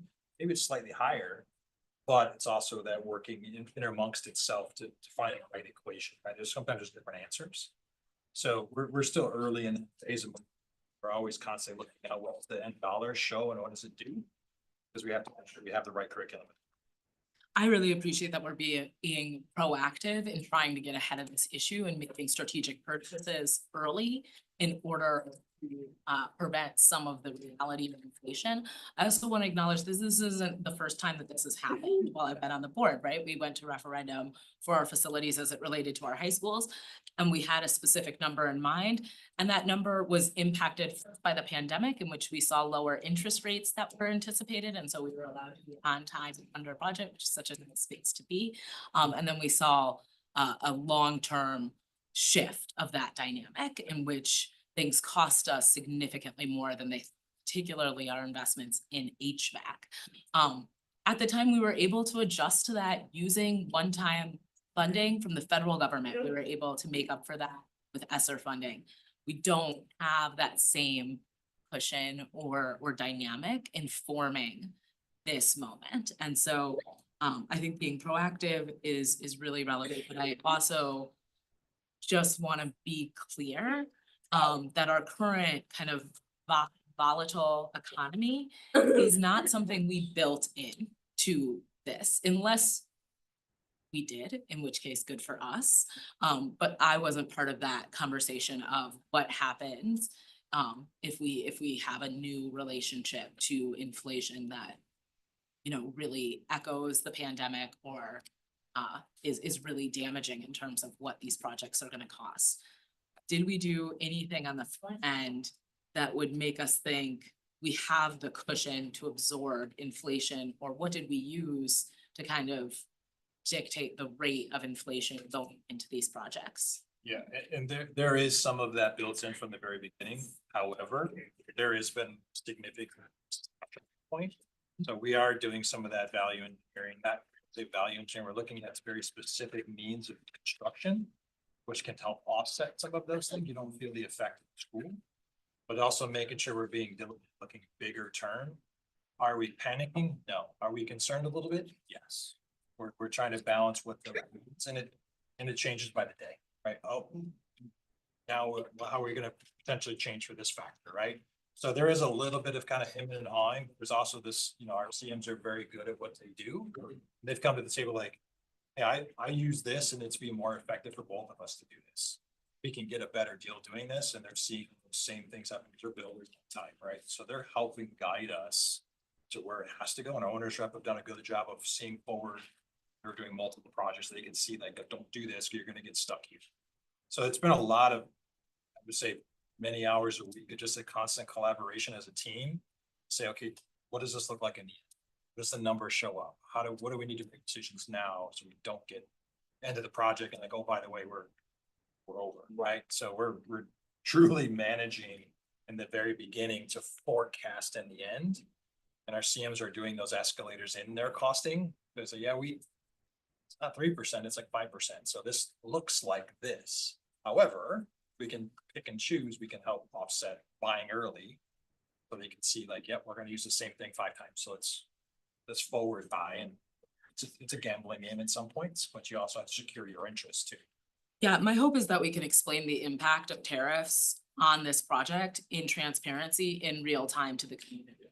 Because my worst fear, and I'm just gonna name it right now, is that we get to school 7 and we realize that we don't have the resources we need to do school 8, 9, and 10. And I think that given our current reality, which I don't think any of us could, forecast, I think it's a real possibility. And I think if we are not upfront with the community along the way, people could feel like we misrepresented our capacity to do this work. Yeah, I 100% agree. And I would tell you, we're not at the point to really know where we're at yet. It will take another month and a half to give our high level figures. Until we understand like what could happen, right? We know our measures to prevent going forward, and we'll have those as KPIs, right? Of here's what they're targeting in, is how we're trending. We're gaining value in the first 2 schools for whatever reasons. We kind of get to the contingency side. If we're able to bring them back forward, we have to kind of keep monitoring that. It's part of our exercises, our financial piece. I greatly appreciate the agility of the team. Thank you so much, Chair Castro. Thank you. Board Member Saravo? Thank you. I'm just want to be cognizant of what does building access look like? As a wheelchair user, I have to interact with buildings in a very unique way. And sometimes access means something different, and I know those materials and things that go into making doors and things like that accessible for the widest variety of users. Sometimes also cost more than others, but when I go into different buildings, I see many newer types of buttons that reach all the way to the floor or have the sensor or something like that. And I go to some of our buildings that got redone recently, and I kind of question exactly how a certain choice was made when you still have to interact with the door and you don't have that extra ability to open it without using having to pull on it yourself. So I'm not exact, I'll just be watching and wondering like what if like who's making those decisions, and if we're how holistic we're being, and what does accessibility means through those certain points of those doors that are going to need that. And we have both our architects and our owners rep are very, very focused on that. One is not only accessibility, but how the means for accessing it, right? So is the drop off point directly inside? Can we get it as close as we can to the building? So you're not some weather and all those other changes that happen. You're not doing a retrofit, right? You have kind of a greener space that we need to make sure we're up forward and front, and then no obstructions, right? Or no grade or heavy changes in elevation to make sure we're being very cognizant about that. And then a quick point of entry, right? As the secured vestibules, very easy access. You're gonna have to cross your hands with this and try both things. Just have it one access point. So with our new builds, it helps us a lot because we can structure all of that flow versus kind of a retrofit. You're kind of like, oh, we kind of have to this kind of make it work, but you have to change things, structure things. And bringing this up just because of the entrance over at East High School, where you have to pull in the door in order to actually enter into the building. In order to do that, I see people get dropped off before. Weird juxtaposition for people to go up the ramp and have to utilize the very small space up there, and you still have to pull the door open. There is no other way to enter the building. So that's why, and like some of this, I'm not exactly sure how decisions or why certain decisions were made for that. And I consider access almost like curb cuts. They're gonna help a variety of people. Yeah. Whether it's someone making a delivery or a mom with a stroller, or senior citizen attending an event, stuff like that. So, I'll check on these things. thank you. Thank you. Board member Vandermeulen. Yes, there's one thing I could request would be that I know technology is changing, but could we at least have the automatic buttons on all the doors, on all the main doors? Is there a way we can just put that in now as part of the commitment? Yeah, I don't see it down at the referendum. Exterior, two exterior main entrance doors for the combo school. Yeah. Yeah, the new one. I'm not saying anything on the current ones, I'm saying on the new ones, I figure we might as well not remake the mistake. Additionally, to major areas like gyms, library, or any way we could try it in on the new ones, not the old ones, the Yeah, new. on the. Not sure of the plan, but that was someone we have talked about it. That would be really helpful if someone who has in law school had 3 million books that I was carrying at once. I have never been so happy for a push button in my life, carrying three giant torts books and hoping I'm not committing a tort by walking into someone while trying to go through a door. Yeah. It was incredibly helpful. So I'm just thinking that if these were future schools, I figure why don't we budget it in now and think, oh, I wish we would have done that. It's great. Thank you. That's all, Chair. Further questions? Board member Welcome. Thank you. I think the first thing, Board Member Muldrow, you named the fear perfectly, right? That I share that nightmare. And I totally agree. I want to be in a position to know if that's gonna be happening as early as that's a possibility. Having, and also total agreement that like many of us work really hard not to be in this particular geopolitical moment. Pardon me. Could you speak really, really briefly, remind me, I know that you've told me before, what happens to the old school buildings? And like, where is that on the timeline? So phase one school, Sherman Shabazz, will be in that new facility, fall of 27. The summer of 27, Sherman Shabazz, the old school, will be taken down, repurpose those materials either at phase two schools for baselining, because we'll be starting that construction about that time. So that will be ground up and transported. Or if, and like, for example, Sherman Shabazz, the timing of which we can get to that school, our goal, I just met with them today, is like, be prepared like June 10th, June 11th. But we're working to move this building. Got it. We can use those materials to put the pavement down, to put the parking lots in, and kind of repurpose immediately those materials. Same as Black Hawk and Golf. So it's all part of construction. All part of that construction. Okay. Yep. So the first phase two schools, our goal is to have those buildings down demoed. So we're using the space for parking lots and changing the areas. Those will be done prior to school going in August 27. 28th, the Cherokee may stay an additional year because it flex building, same as the originally used as a flex building to help Crestwood and Nana to potentially move some things around to allow them not to be multi-year construction game where they're dealing with constant noises for an elementary school. Yep. So those will be temporary use as flexing spaces, and then those will come down to Great, thank you. Senate, vice versa, same thing. Building goes up, old building services up. Thank you for the reminder. Any further questions? All right, thank you. Thanks, Scott. We're gonna jump right into members of the board. 188 days ago, the community voted to authorize you to seek financing a number of $507 million for us to create Referendum 2024. So tonight is that first step on the finance, well, not the first step, but tonight's the first public step in that. We have our partners who are tag teaming tonight from PMA, Eric Cass is here, and from Baird, Debbie Brunette is here. And they're going to share with you the first draw financing so that we can pay our bills, everything construction. So everything that we're talking about has a cost.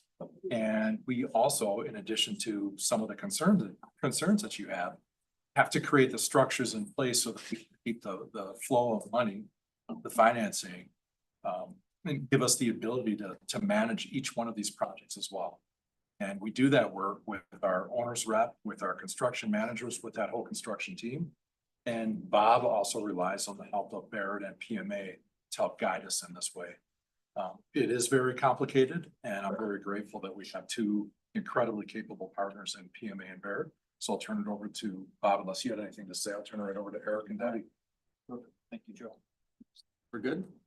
Take it away. Thanks for the introduction, Dr. Gothard. My name is Eric Cass, Director of Public Finance at PMA. So we were engaged. We'll talk a little bit about what we've been doing over the last 6 weeks, but as the municipal advisor representing the school district on the transactions for the 507 million. And I'm Debbie Brunette. I'm with Baird. My teammate Brian and I will be helping as underwriter for the issue. So accessing the market, getting the competition for your debt the day of sale, and helping leading up to. So getting into the presentation, so pretty much immediately following our approval, our joint approval at your March 17th board meeting, we really hit the ground running. We've been doing a lot of planning, not only behind the scenes, collaborating with Baird on behalf of the school district, but also working with Bob and his team on multiple options that kind of coming full circle. We'll be showing the recommendation here in a moment. Before we get into the specifics, we just like to walk through kind of what we call key considerations or how we approach our work when working with clients like the Madison Metro School District. So the first one that we're always cognizant of is the interest rate environment. So we're all aware that there's a lot going on. The stock market is primarily the focal point. But when we're accessing what we call the municipal market, it's not immune to a lot of the federal conversation, global issues that are transpiring on it. So Debbie's going to talk a little bit about what we're seeing in the interest rate environment. The other key consideration are cash flow needs of the project. So the board group is that team has done a really good job in providing us a lot of data. And so when we are recommending accessing the market, not only monitor interest rates, but that we're funding the project appropriately to make sure that the district has the money necessary to meet the obligations for the contractors and things don't slow down because of non-payment. The third piece, and it kind of gets at board member Muldrow's question earlier that we'll talk a little bit about, is we have an ability when issuing debt to maximize interest earnings. So when we issue funds, they're not all spent the first day. So there's a significant opportunity when we are talking about $500 million being issued over multiple years to gain a lot of momentum on interest earnings for the project. So certainly something that we're cognizant of, and we work with a lot of clients to help allocate that or things like tariffs, things that are unknown, and just planning for what the project can look like moving forward. Of course, we're always cognizant of property tax levy commitments and targets. So that's another piece that we'll talk about when we get into the full plan, but we are fully aware of the obligations and communication strategy that Bob and his team move forward with prior to the November referendum. We want to make sure that we're always cognizant of that. And then of course, the final piece is amortization. So under Wisconsin state law, primarily, we are able to issue debt for a period of up to 20 years. But sometimes there's opportunities as interest rates become finalized to shorten amortization and decrease long-term interest expense. So just another component of approach these conversations. Next slide, Next slide. please. So we wanted to share with you an update on where the market is. Oftentimes when we're about ready to access and throughout the process, we get asked, well, where is the market today? Is today still a good time to borrow? And the answer to that is yes. There has been volatility, as we know, at the federal level. I'll talk a little bit more about that on the next slide. But if we look at this long-term view of the last 20 years of borrowing for a 20-year amortization, we can see that we're borrowing at or near where we were about 20 years ago. Now, important to note in this visual, this is a AAA rated borrowing rate. The district is currently AA+, so you wouldn't borrow at this rate. 5 to 10 basis points is typically for that notch change. And we did have notable as we had our rating call today. Bob and the team did an excellent job representing the district. We'll know that rating shortly.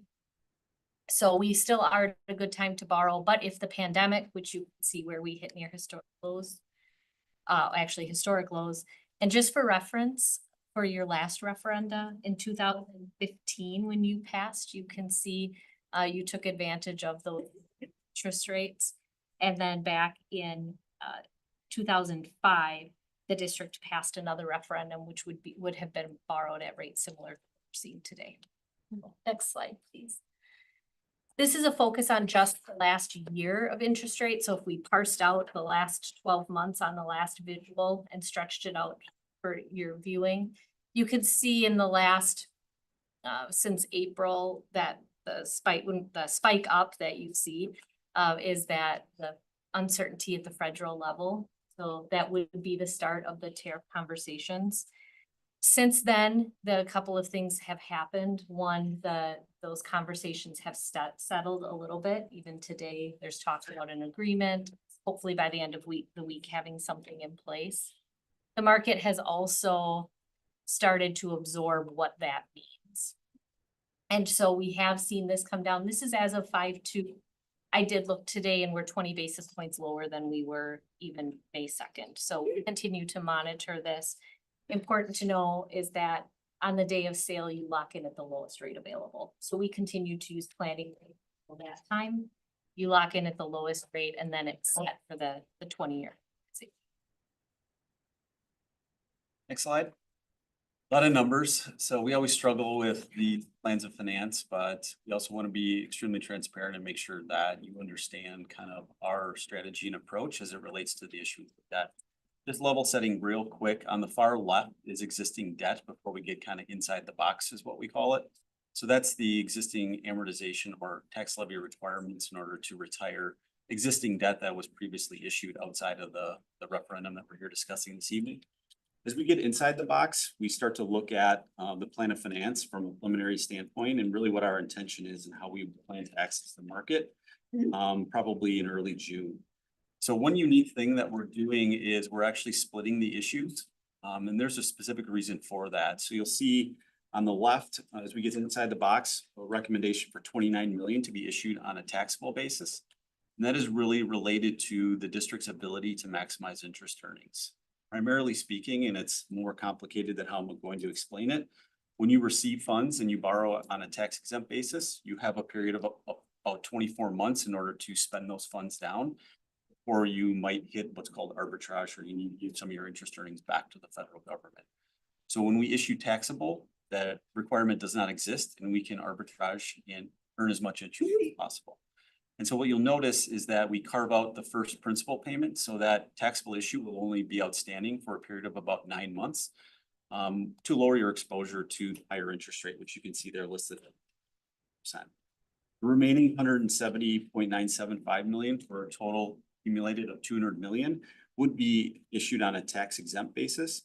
And you can see that the projected interest rate at 4.34 is certainly much lower than the taxable issuance. You can see the last thing I would point out there is we blend those together and all together it is 4.36%. Then what you'll notice before we kind of get all the way to the levy discussion that I'll highlight is we have example 2026 through 28. So we do know that there's an additional 307 million to issue, but we also know more information is going to come forward from Scott and his team as they finalize budgets and everything like that. So we don't know the exact timing. So what we've modeled out there at a assumed interest rate of 4.25% is just kind of a future projected amortization for the remaining 307. But like I said, these plans are continuously updated as we gain more information and track the market. The final thing I would point out is what are the levy targets? So we do know that pre-referendum, the conversation was around 30 million for an increase to your debt service levy, as well as a mill rate impact of 71 cents. So you'll see there, a line is drawn where the levy this last fall was 19.6 million, and we feel very good that we're going to flatten out at just about 30.2 million. Our hope is that as we continue to execute this plan, that we'll get it below the 30 million, but we feel very good about meeting that obligation that was communicated prior to the referendum. Next slide. And just to clarify on that last slide, the difference between the 19 million, 49 million is the 30 million that Eric referenced. Thank you. Yep. Next slide. So if we come back to our initial goals and planning thoughts as we put the financing plan together. We wanted to highlight where we matched our recommendation up to. So our initial $200 million borrowing is asked in this first phase. What that will do is it will get those initial dollars deposited in your account. Our goal is to have them in your account by June 30th, so that we can make sure that the expenditures that are occurring with the referendum that the district is starting to incur and will incur are reconciled by June 30th, so that we can make sure that they're in the correct fiscal year. It also has those dollars in hand in the case of a pre-buy situation. You can have those purchased, and those dollars can also be invested when it's put in an investment account, and they'll start generating interest. Those interest earnings can only be used toward projects related to the referendum or to repay debt, or a combination of the two. So oftentimes those interest earnings help support the uncertainties of budgets as you move forward with the projects. The taxable portion does allow a potential increase of 1 to 1.5 million is our current estimate in additional interest revenue by avoiding that arbitrage that Eric talked about. So by doing that portion taxable, we don't need to worry about the spend down timeline, which allows us, that not us, we don't invest the funds, but allows the district to invest the funds, therefore increasing the earnings on it, and therefore spending those dollars last as they address the projects with their tax exempt portion first. It also provides flexibility, as Eric mentioned, in the spending timeline. The tax exempt debt has certain timelines in which you pay. It's taxable and won't. So if the draw schedule is to adjust for any reason, so for instance, if a project isn't completed in June, it's not completed in July instead, we don't have to worry about spend down of this 30 million, and it helps ensure that we can meet it with the 170 million tax exempt that's proposed. Here's where I would typically pause and ask if there are questions, but I know you save those till the end. So I'll keep going and we'll make sure to come back. Back to that slide. A couple more points. It does maintain the property tax amendment. So through the referendum, the communication was an estimated $30 million increase in the levy for debt. And that equated to approximately 71 cents per thousand from a mill rate standpoint.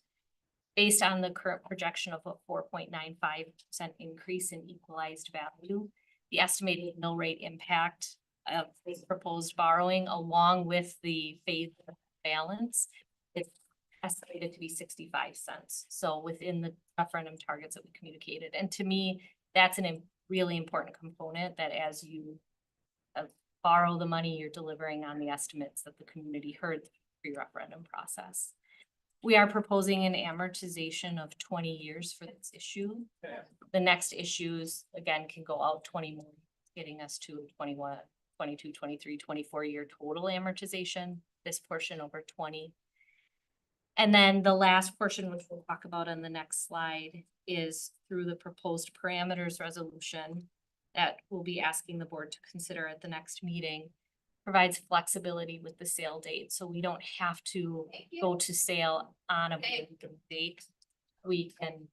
We can have everything ready to go. We can pick an anticipated date, and should the market be soft that day, or should it not align, we can move. So it provides us that opportunity to access it when you're ready and when the market's right, not just on a board meeting date. Okay. So that's what this slide speaks to. Let me keep going. Yep. So the proposed board action at the May 19th board meeting will be in two parts. The documentation will come from bond counsel, their legal resolutions, very specific in the verbiage. The key highlight, there will be two different parameters to consider, because one portion is proposed as taxable and the other is tax exempt. We need specific parameters relative to each. The first one, 2025A, we're labeling the tax exempt portion. So we're discussing them in inverse order, larger portion. Tax exempt, you saw in the financing plan that Eric showed earlier that the anticipated amount is 170,975,000. The parameters resolution will include the 181 million, and that's so that on the day of sale, if interest rates are more favorable, we can shift more to the taxable portion. It gives us flexibility on that day of sale to fit the amounts in the just right spot. So can I keep going? Are you? Yeah. I keep going, okay. So the parameters resolution, key components is the amount, who has sign off. So with board approval, you'll delegate the actual approval of the sale to the board president or the vice president. So the board agrees to the parameters, the amount, the not to exceed interest rate, who approves the terms, the 20 years. And then on the day of sale, as long as the sale fits within those parameters, the board president, vice president can sign off on it. We have included a 5% not to exceed interest rate for the 2025A, that's the tax exempt portion. In the current financing plan, you see we're using a 4.34% is the planning rate. That this is so that if the market continues to wiggle, which we know it will, and if it doesn't go down as we hope it does, we execute the sale and ensuring that it will still come in the planning target specified. It would be repaid from 2027 to 2045. And that per maturity increase or decrease specifies on the day of sale if rates come in better and we're allowed to wiggle how much we can wiggle each maturity. Wiggle, like that term. So the second parameter, our taxable portion, similar items we need to include. This is a not to exceed 40 million. So again, allowing us to shift more to the taxable portion if rates allow that day. Taxable portion then being the most flexible and able to be invested out furthest for greatest potential of interest earnings. That one, because it's a taxable basis, we would put a higher not to exceed on. Again, you lock in the best rate that day. Because it will likely have the higher interest rate, we want to pay it off most quickly. So it's the first maturity that gets repaid.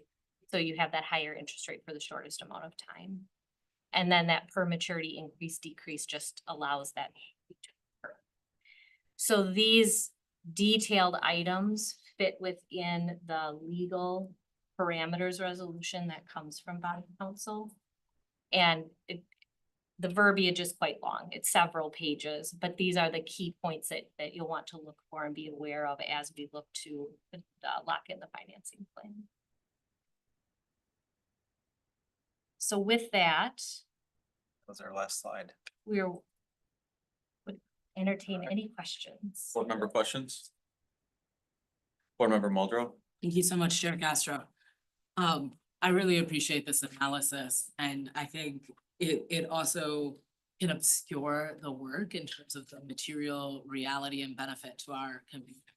And so I think in kind of the simplest terms possible, if we can speak to our ability to create cost savings related to this project, and any past indicators that we should be looking to as reliable sources of information.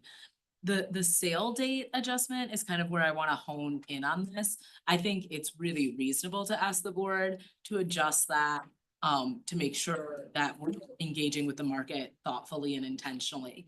I think my fear around that is when you have a particularly volatile or tumultuous market, that it can be hard to wait that reality out and things can get worse before they.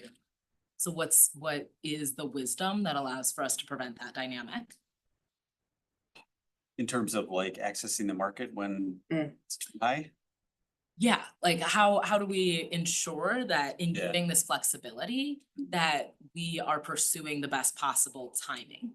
Yeah, that's a really good question. I think the flexibility very recently in the history on the slide that showed when tariffs kind of came into fruition, the market jumped 90 basis points, almost a full % in 2 days.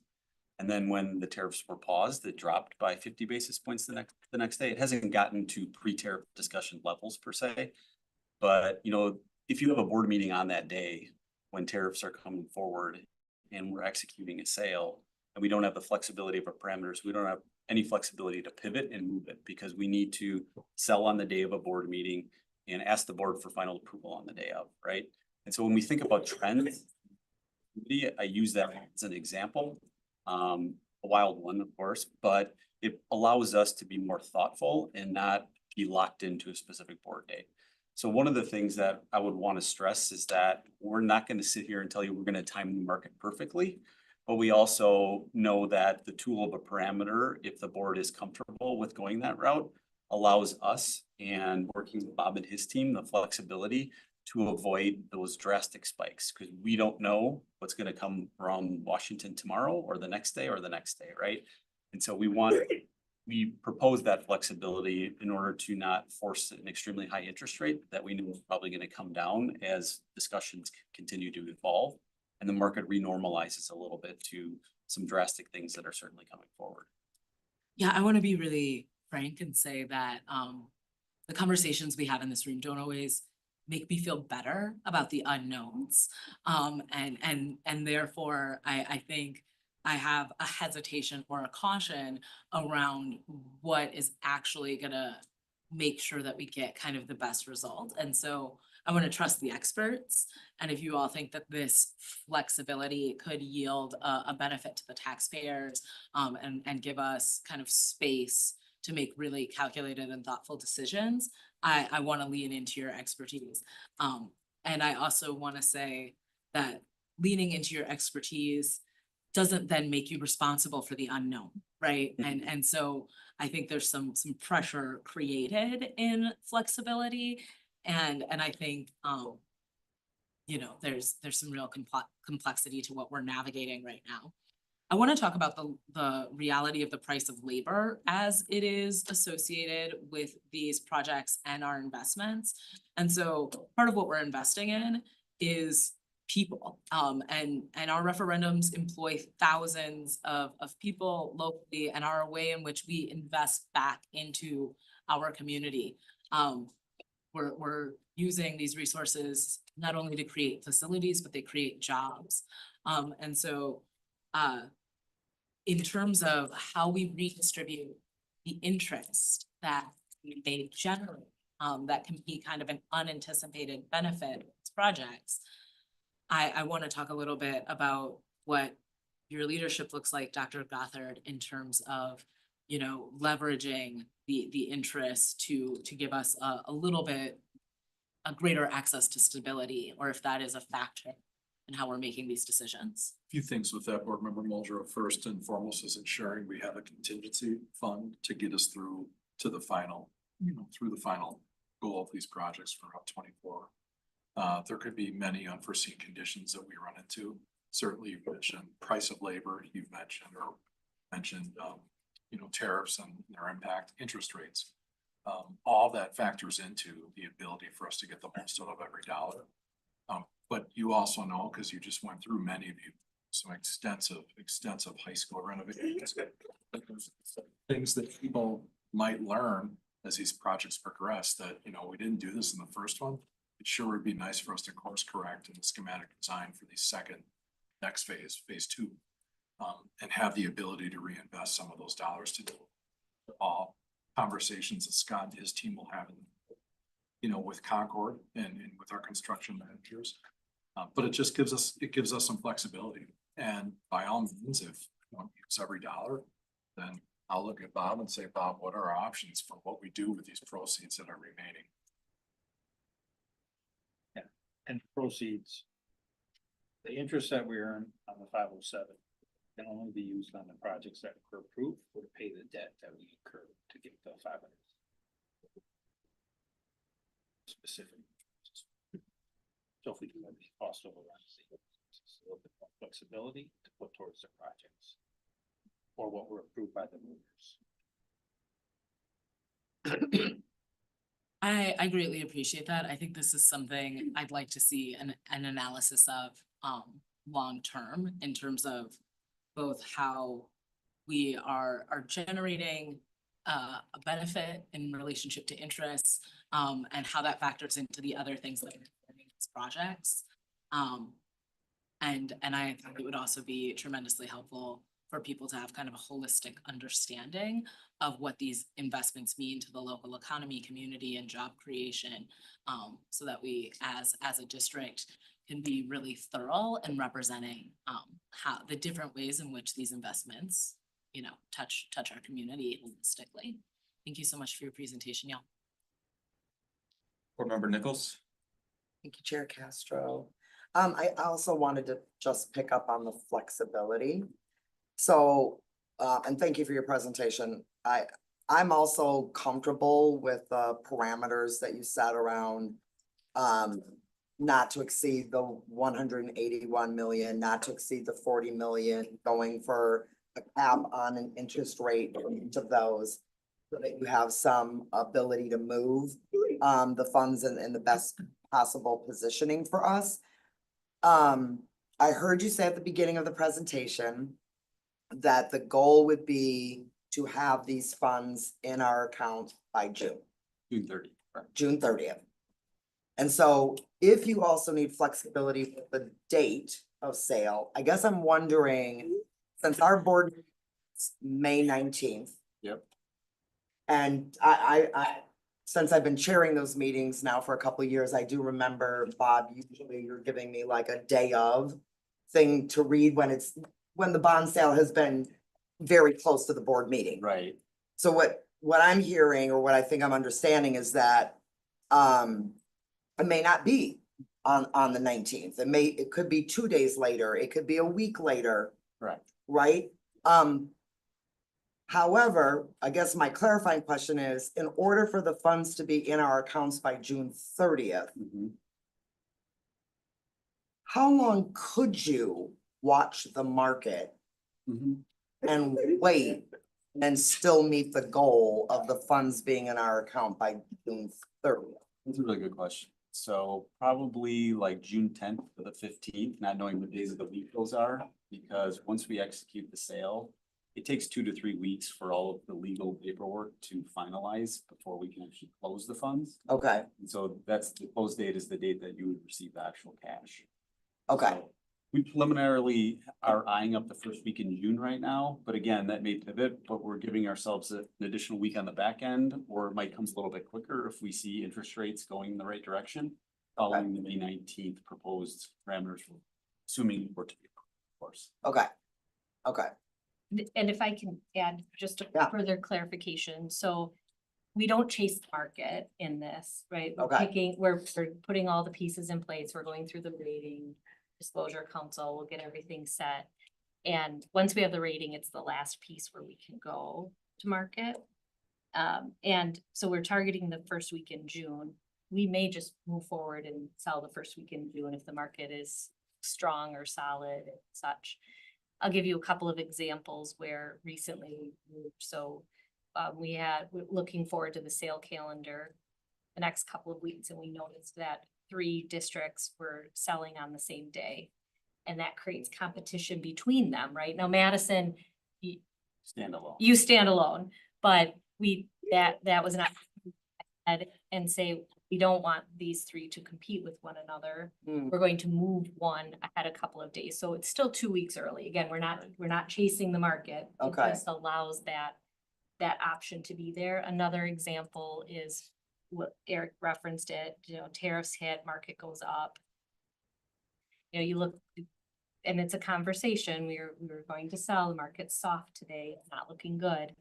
Tomorrow, the rates could be up, they could be down, they could, they're not likely going to be the same. Do you just move forward or do you want to stay? So it's not a decision we make, then that the group makes together. got it. Involving Bob, but ideally, first week in June, everything lines up, market looks good and we're executing. It just isn't on your specific board meeting date. Okay, To have that happen. I appreciate your clarification on that you're not chasing the market. There's no, I appreciate way. that, because I think that was No the way. part that sounded a little uncertain. Yes. But I appreciate how you just re-described that. Thank you. Any other board member questions? Thank you so much. Thank you. Thank you. Thanks away. Got it, Bob. stop. Want you to stop it? Bob's gonna continue you all with a 2025, 2026 proposed budget and priority projects discussion. Soon as he gets to the wall. Vibrant.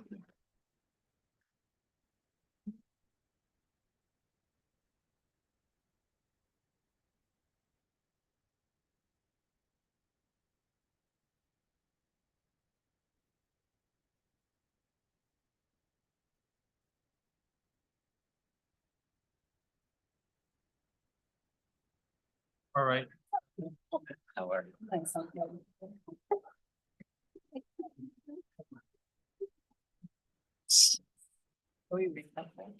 Can we recess for five?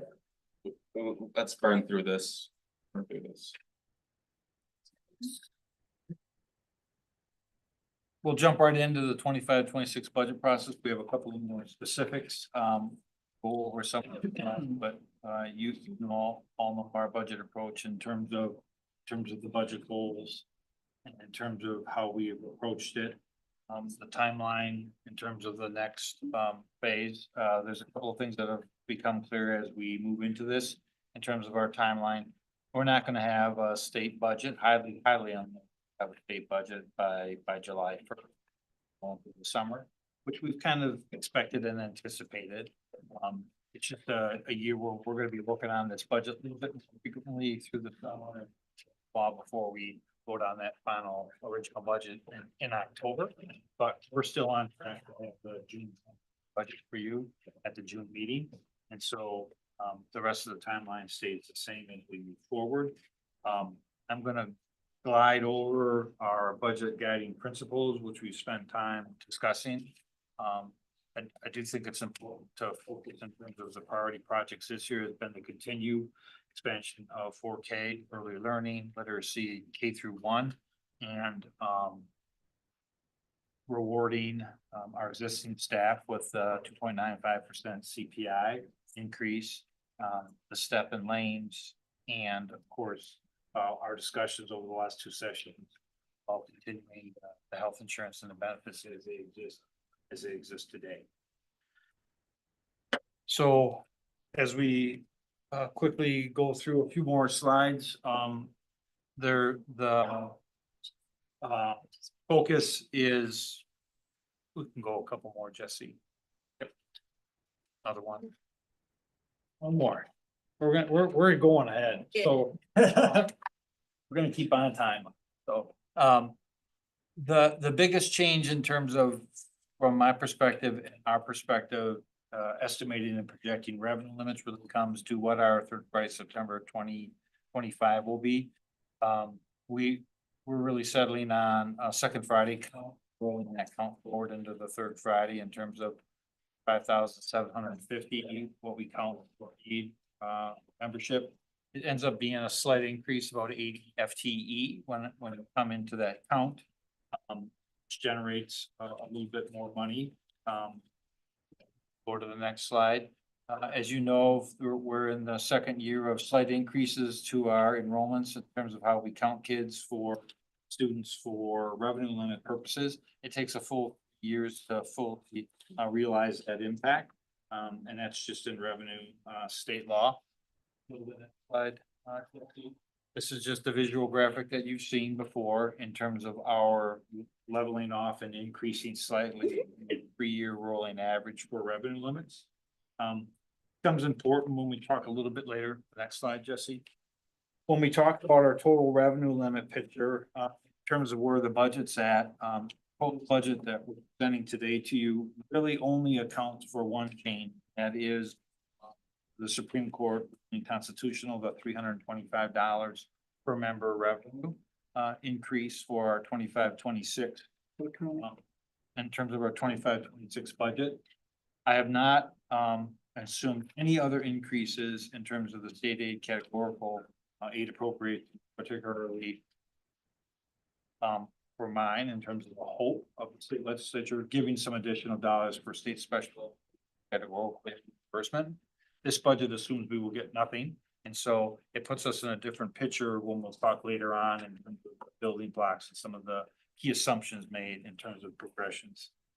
Saying that, we're just short of increase. We'll take a look at revenue projected for 25-26 compared to 24-25. So that's obviously positive for us. The next slide talks about where we are at with state aid. We're still assuming it'll be just over $50 million in terms of the way the formula works, in terms of the hold harmless provisions. And then the following slide shows us where we're beginning to capture some of the ground that we've lost on our revenue limit compared to CPI. I want to talk about it because it's important, and we'll stress again. I mentioned the revenue limits and the 325 per member.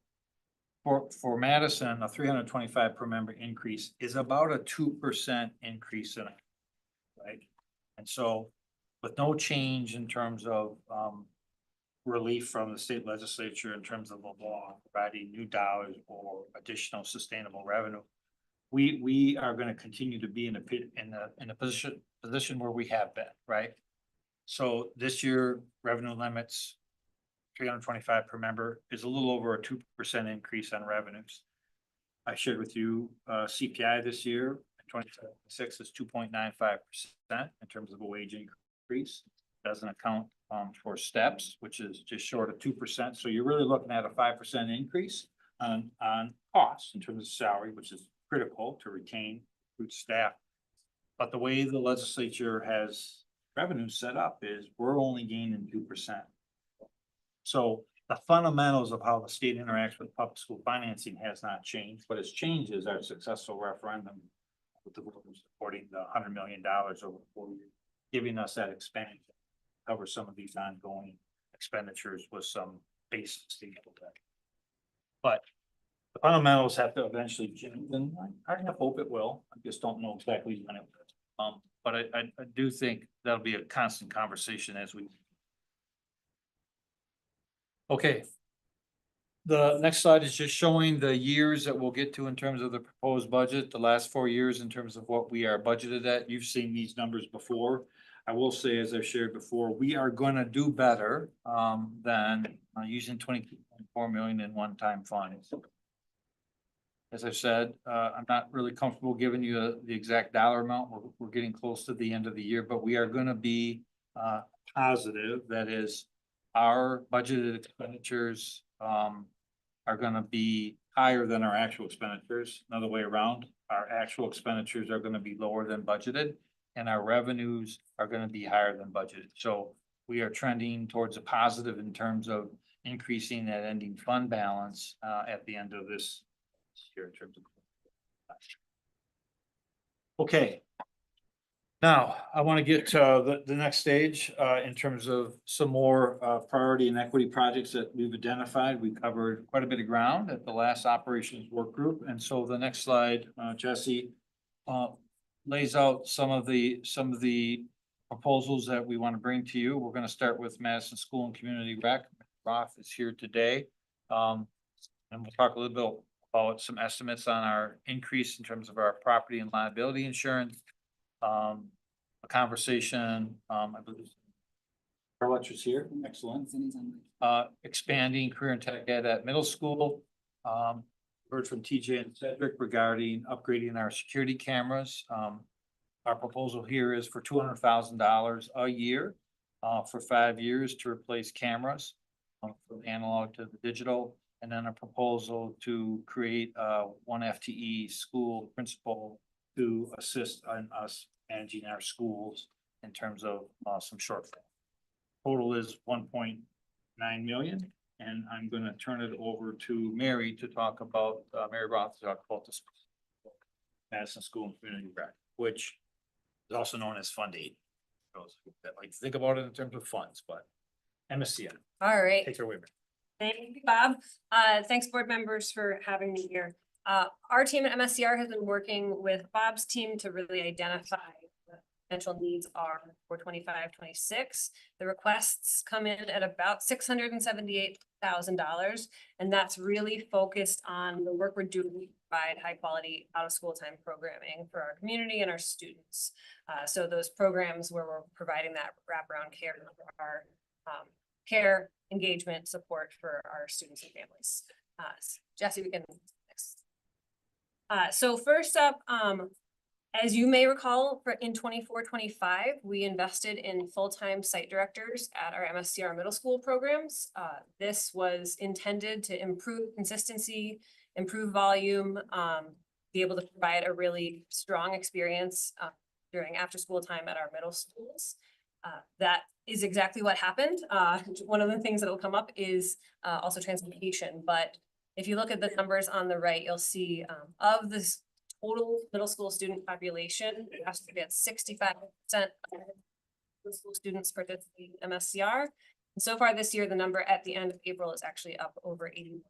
So we've seen a 15% increase in the number of students participating, as well as big increases in our average daily attendance, as well as our regular attendees. So having that much more programming and that many more kiddos requires us to have especially more staff on site. So we've been able to absorb the costs this year to be able to operate at this level, but moving forward, we estimate needing an increase to about $85,000 to maintain the level of programming that we have this year at our middle schools.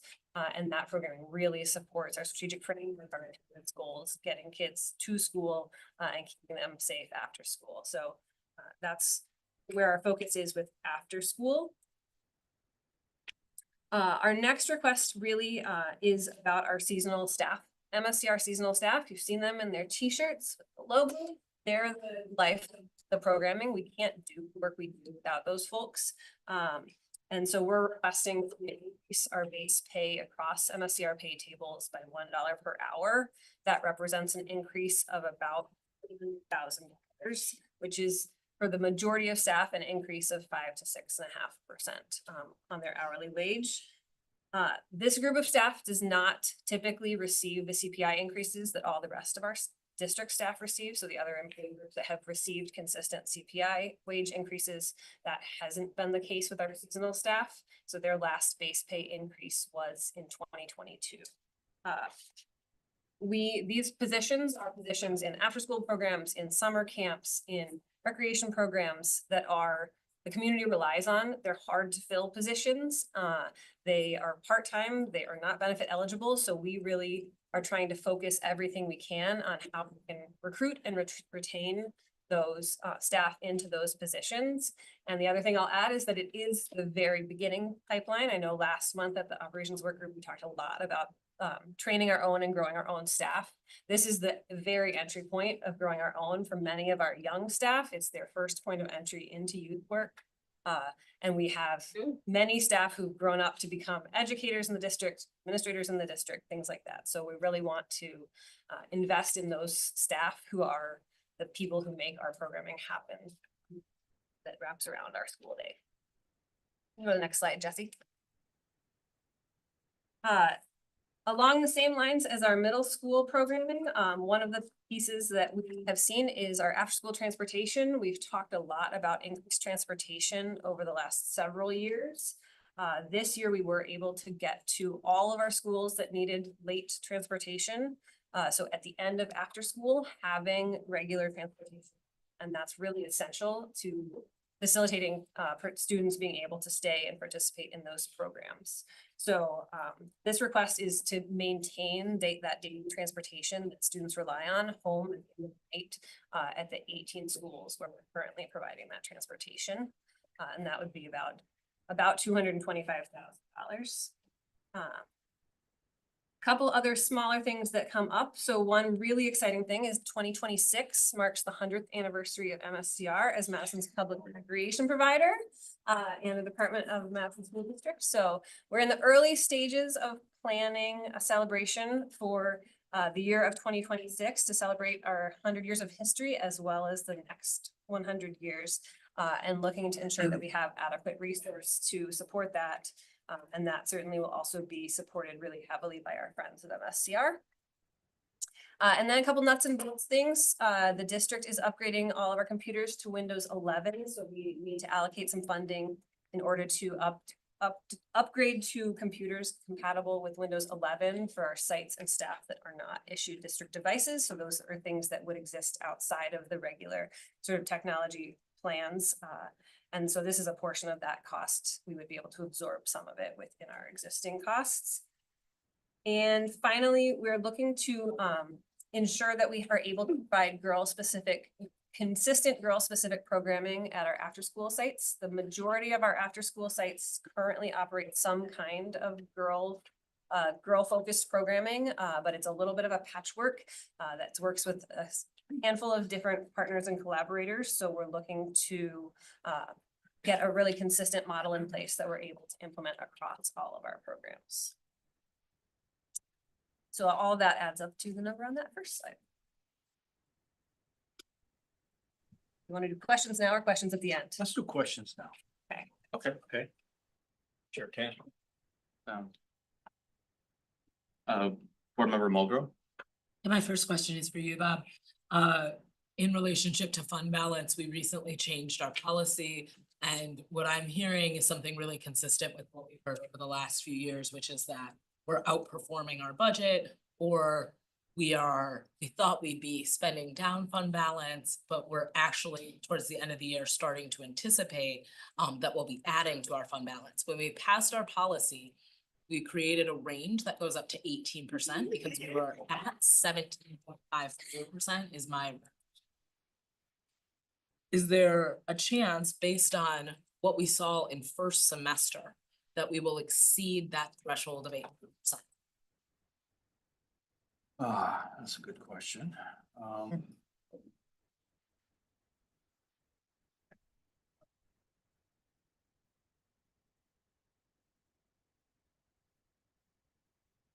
You're talking about how we end 24-25? Yes. There is a chance we will exceed the 18% in 24-25 when we do the final calculations. Yes, that's correct.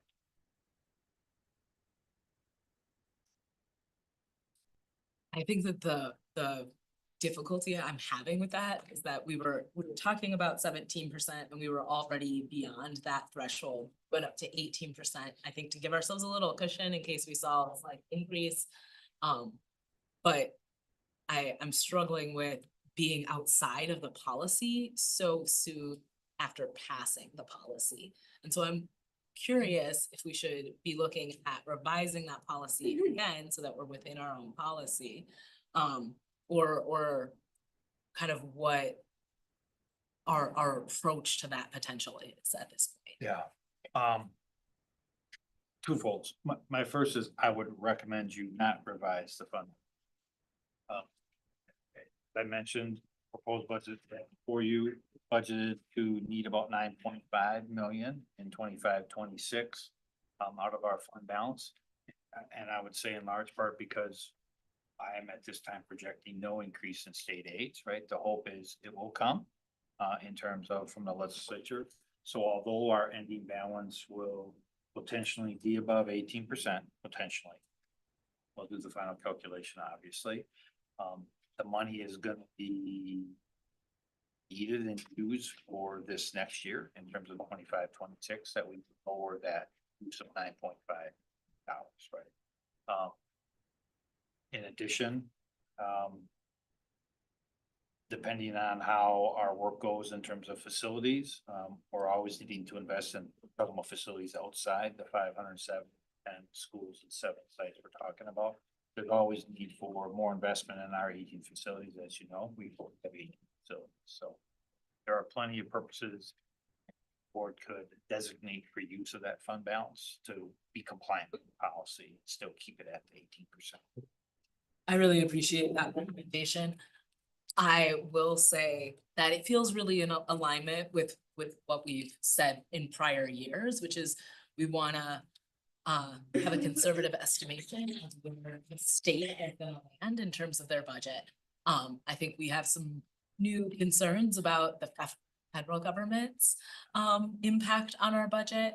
And my fear is if year after year, we're kind of in this holding pattern, that we're creating unnecessary burden for the local taxpayer.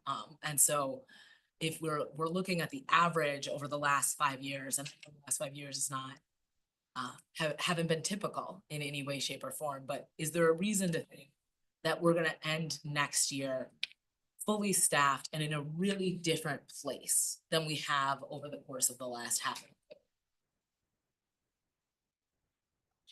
I can't answer that question. I mean, 100%. I mean, that's the goal and that's what we're working towards. We always have to have money set aside contingency. Whether it be a sub budget or some way that we're working on staffing. Board member Muldrow, the other thing is, you know, as it relates to the tour we just took of the city, there are so many things happening in the city right now. We could have some real expansion or stress on transportation. So I mean, these two are unforeseen things. We're in unforeseen times right now across the board. Some of it really good and exciting, you know, some of it very nerve-wracking. So I do think that ending in this is obviously far better. Related to designated, putting money in an assigned fund balance. Senior Executive Chiak right now is working with about 20 schools in 2 different phases to do some buffer safe entrances on the front. And this would be a great way to see that, so that, you know, we get those projects in line and can get them done. I think you've got about 8 of them in various stages right now. Yep. And there's 5 this year, this school year up to beginning of next school year, we've 5 planned. Sorry. And these are in direct collaboration with schools. This is principals, PTOs, teachers, staff coming together saying, you know, this is what we'd like to see. And we're doing that with some of the available funds that we have outside of the referendum. I think that because I've gotten to witness the unprecedented over and over again in real time, that I feel like I'm deeply entrenched in an understanding of how volatile our situation has been over the course of the last half a decade. And simultaneously, I think if you tell the community over and over again, this is unprecedented, that they start to go, well, the unprecedented is the precedent. Like you know, you all have seen this dynamic over and over again consistently, in which the unknowns are being factored in, and in which you're outperforming your budget really significantly at the end of the year. And can you use kind of the information you've had over the course of time to be strategic in how you're taxing local residents? And I think the strain is something that's real and something that we need to take into consideration. But I greatly appreciate kind of the caution in which we're navigating this dynamic over the years. And I agree with you completely. It's better to end in this direction than the opposite direction. I want to thank MSCR for the work that you all are doing. And I want to talk about kind of your pricing and ability to generate revenue. MSCR charges for students to participate in specific activities. Are we anticipating that more students are going to get scholarships in order to participate in activities? We've seen reports that we have a greater number of homeless youth attending our district, and supporting students whose needs are expansive at a time when there's some real complexity in forming kind of our local housing reality. Seems like something I'd like to follow intentionally. Yes, thank you for the question, Board Member Muldrow.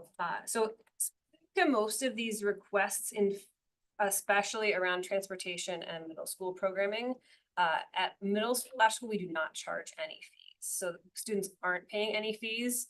The programming is supported entirely by Fund 80. So that would include, there are a handful of little things, like if you go on a ski trip, you might pay $10. But other than that, there are no regular fees for middle school after school.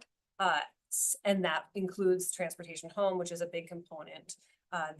The other schools that are receiving transportation at the elementary level, some of our elementary programs are fee-based, but the ones where we're providing transportation, which is a big expense, are funded by federal community learning center grants. So at those programs, we're also not charging fees, and we're not generating any revenue. So where we are, so most of the request in this is coming from programming that really doesn't have a lot of generation potential. We don't see requests for additional Fund $80 in our programming generate revenue, as we're setting any need with revenue. And we are utilizing revenue from some of those fee-based programs to help subsidize some of the programs that are charging fees as well. Thank you so much. That's it for my questions, Chair Castro. Any further questions? Board Member Vandermeer? Yes, do we have staff that are trained, like, for example, for kids with special needs, might need a one-on-one aid? Do we have the staff for that? And does that require an increase in funding for those staff? We do have staff, so we do provide accommodations for individuals with disabilities in all of our programs. And one of those accommodations could staffing, one-on-one staffing. We don't charge additional fees for those staff, for any participants. So, that's any accommodations that we are providing are provided without any additional fees. Thank you very much. That's all I have, Chair. Yes, go ahead, sorry. So I know this is like been a question that's been floated multiple times, and I apologize for the redundancy. But when I'm having conversations with students about what this district is gonna look like in the next couple of years, obviously, like as Board Member Mulder said, like this is unprecedented. We had all these changes, and the funding changes, especially from the federal and state level, are kind of seen in proposed budget.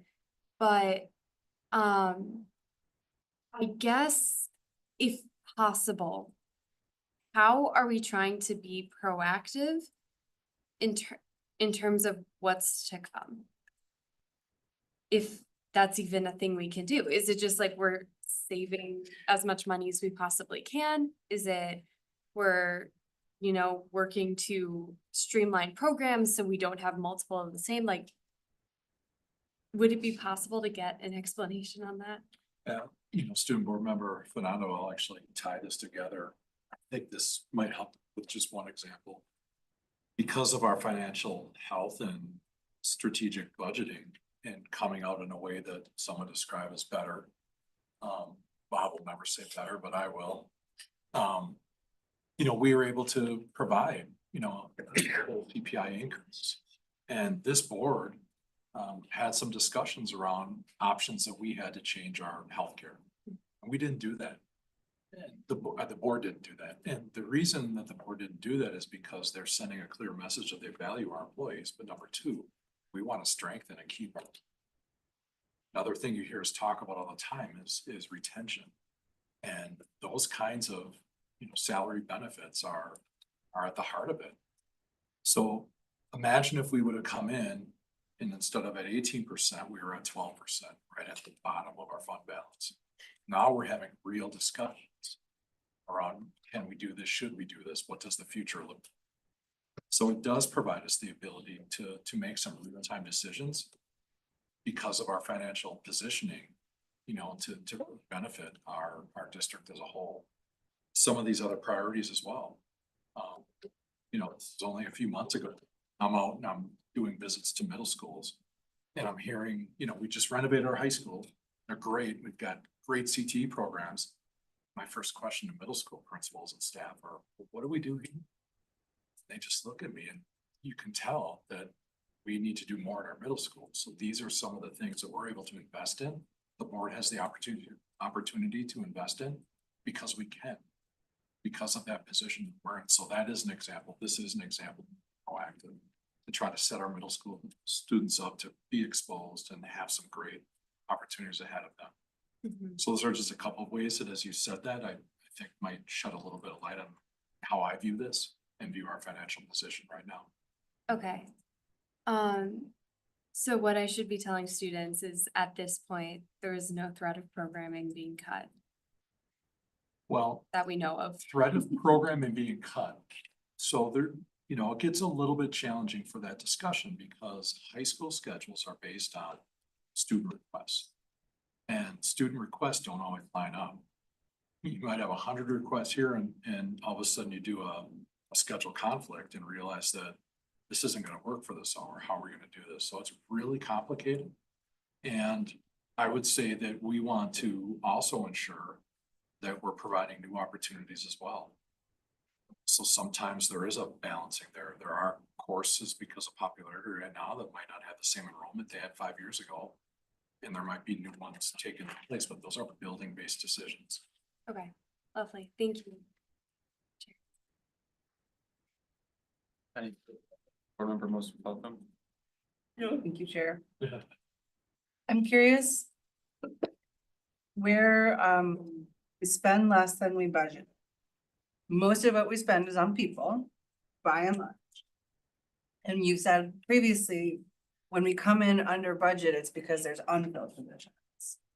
My question is about like, what about the stuff that those people were supposed to do? You like, okay, we can't find someone to do it, but we want someone to do it. But they're not, we don't have them doing it. Like, It's, oh. Like, Yep. I don't know what to say. Like, on one hand, it's like. Like, do we need to have those budgeted positions? Which positions are they? Do we know why those positions are consistently unfilled? Like, can you just like give me like, help me understand? so I can take that one. I think we know, like, sometimes in some of these positions, the work still goes on. And what one is that in a particular department, that work can kind of be parceled out amongst multiple individuals in order to ensure those things are continuously being done, especially when they're heavily aligned with our strategic framework or big projects that we have going on. Why positions go unfulfilled can be a number of different reasons. How we are retracting people to the area, period, has been something that we just kind of discovered. Sometimes it can be around pay. Sometimes it can just be the timing that the positions are made available, and do people want to make those transitions, or if they have contract. So it's just a number of different things that kind of play on why positions become are not certain. There, and you're working on understanding what those trends are. We are. Constant.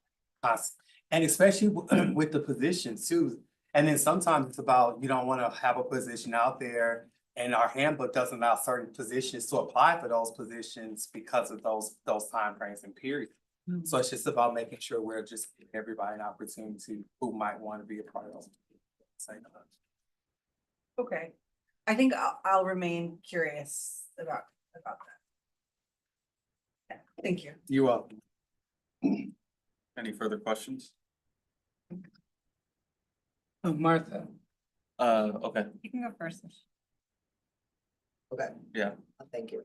Mine was just a quick comment to say that I appreciate that at this point in the budget conversation, Bob, that you've been working harder to get closer to actual projections before June, knowing that we'll have a much more solid number after you finish the year. But I feel like since I've been on the board, there's been some improvement in us getting better at understanding what those end of the year projections are gonna look like for fund balance. And what I also appreciate is, especially because we just updated the policy, I feel like the board, we can have a more proactive conversation about, okay, based on how much we may be over, how do we strategically reinvest in areas that you all might recommend so that we're within our policy. So I feel like the conversation is moving in the right direction compared to my first 3 years on the board. So I'm just wanting to acknowledge that. Okay, Martha? Board member Moser, on my list, that you brought that up about position. Some of that, when I was at building services the other day, I hadn't realized that we have bakery. And it's not being used. And I think, and I don't know how long that position has been open, I don't think I asked that question. But it's a whole bunch of unused space with it, you know. I think would really benefit our students to have fresh bakery available every day. And that's challenging. And then about like the budget side of things, I know like the green base district actually started putting where tax dollars are going onto the people's tax bills, which I thought was a really interesting way to be transparent about exactly how much comes into here versus how much we ask for and like where it goes, just so the community is really cognizant of that. So I don't know if there's other ways to allow the community to understand exactly how complicated or the intentional school budgeting needs to be. Big job. The Green Bay City Council did pass a resolution on or funded. I don't know if Madison City Council has ever entertained, but I do know the mayor's office does on her explain that in terms of footnote. And I work with the city finance director to give them information. So when they put the tax bill, they highlight the money that we tax every fall that's then used to pay for the independent charters. And in this case, the private school voucher that our residents. It's another way that municipalities that will have flexibility, but that's what the city does.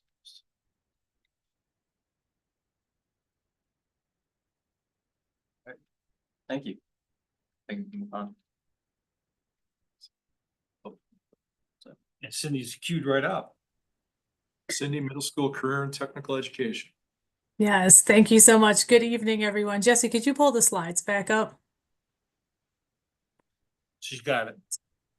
Thank you. I could see it. I appreciate it. Good evening, board. This is a follow-up to the conversation that we had last week at the instruction work group, where we had discussed the expansion of career and technical education at our middle schools. I think Dr. Gothard also just alluded to it when he's been out at schools in terms of what that means for our students.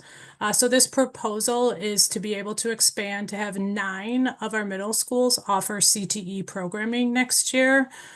Currently, 3 of the 4 schools on here as a proposal, Sherman, Whitehorse, and Blackhawk, will have the first time ever CTE offerings next year with this expansion. They have not been able to run CTE programming in the past. Each one of these programs that we have proposed here directly align to our high school CTE programming, as well as the new lab spaces that were built from 2020 REF. What you will also notice is that there's some infrastructure improvements or lab improvements that are needed as well. Gillespie is a great example. You may recall that we've indicated that Gillespie is up by about 130 students next year. Because of that, we need to convert a former locker room into a lab space in order for us to continue to offer engineering and trades. This engineering and trades program will feed directly into the pathway that we have over at Memorial High School. Whitehorse, we need to do just some small outfitting of one of their classrooms in order to offer a digital media course that will be run for the first time next year. That will also support our high school gaming development course that we have at La Follette High School. Senate and Blackhawk both are going to offer computer science and IT, so both the coding side as well as the kind of instructional technology side of it. You'll see outlined also the equipment needs. One thing that I'd like to also point out in terms of equipment needs, the equipment that we are purchasing is mobile, meaning the equipment can move as we move schools. So, you know, Blackhawk and Sherman both will be part of Ref 24. And so we're being very thoughtful about the type of equipment we're purchasing so that we can move that equipment into the new spaces once those spaces are available. At this point, I will turn it to the next slide, which I think goes back to Bob or TJ, and I'll be available for questions. Thank you, Cindy. So the next slide, you talked a little bit about that on the front in terms of the upgrade or 5-year plan to upgrade per 88 analog camera. $200,000 beginning in 2026. After there's a 5-year 440 cameras. So that would be 2026, and then 4 years thereafter to replace the old cameras.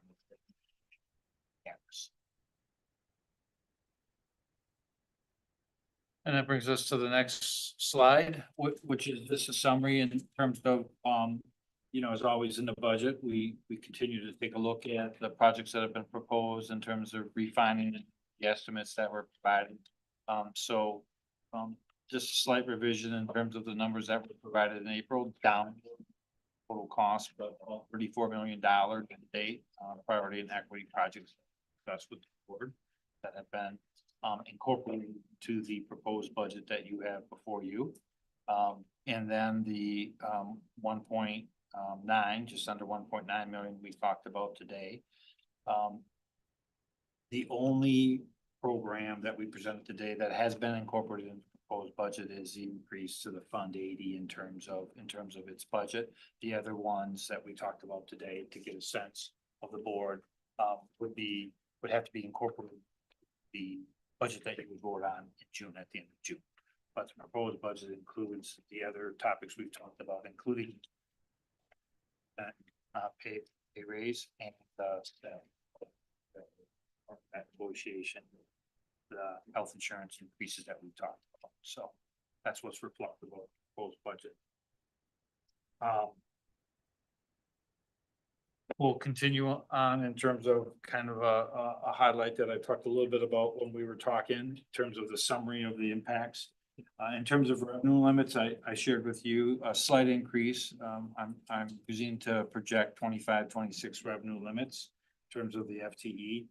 It's real important to thank the community in terms of the only way we survive as a district if we have voter approval, and the 30 million that we have this year, 30 million and 25-26, followed by 20 million and 6-27, and an additional 20 million 27 to build our base sustained revenues by $100 million. Without that, we would not be able to offer the programming nor the services that we provide today based under state law.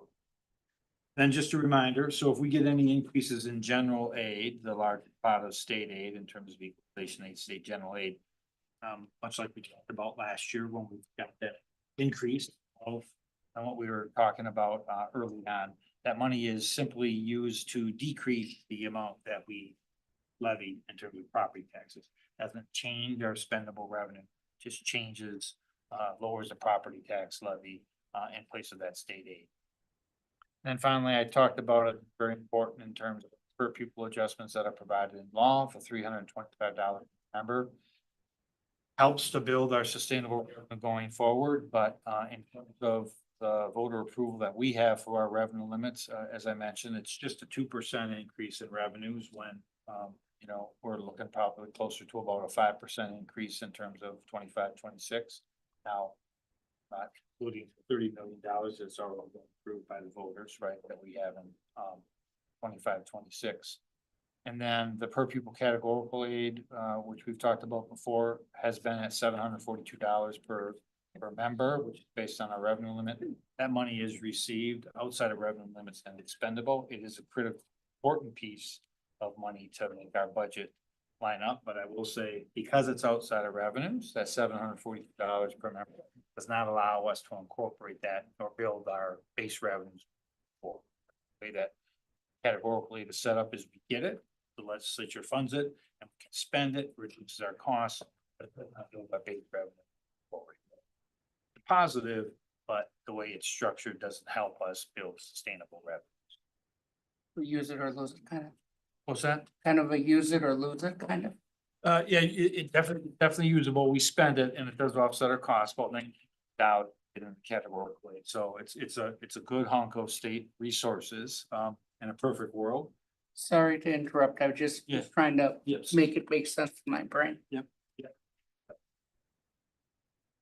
Okay, so now we'll get into the real. We keep going. Yeah. So say they're really exciting, but I really meant to say really boring. So now we're going to get into the real boring slide. If I could speak to Dr. McCray, this is least favorite slides. Way too many numbers, small, and a lot of words. It's just the kind of slide that TJ. These are just snapshots out of the budget document. Thank you, Brady, for allowing me to have a little humor here and keep us all moving forward. The slide that you see on here in terms of the property tax, at page 23 of the budget document that we've provided you.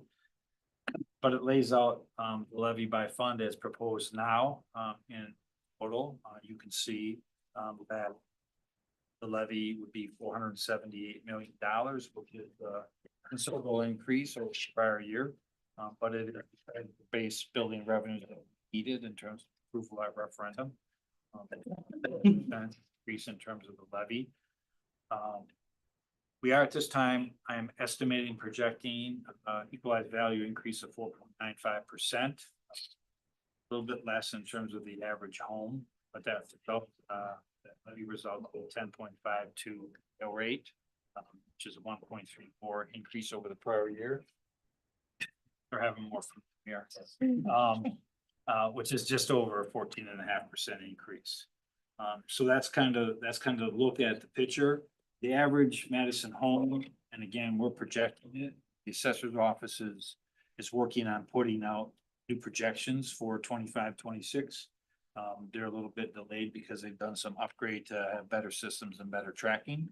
I have that information in April, but looking at our projections, I'm pretty comfortable with projecting at 4.95%. But the average tax bill increase on the average Madison home, about $830, just under $850.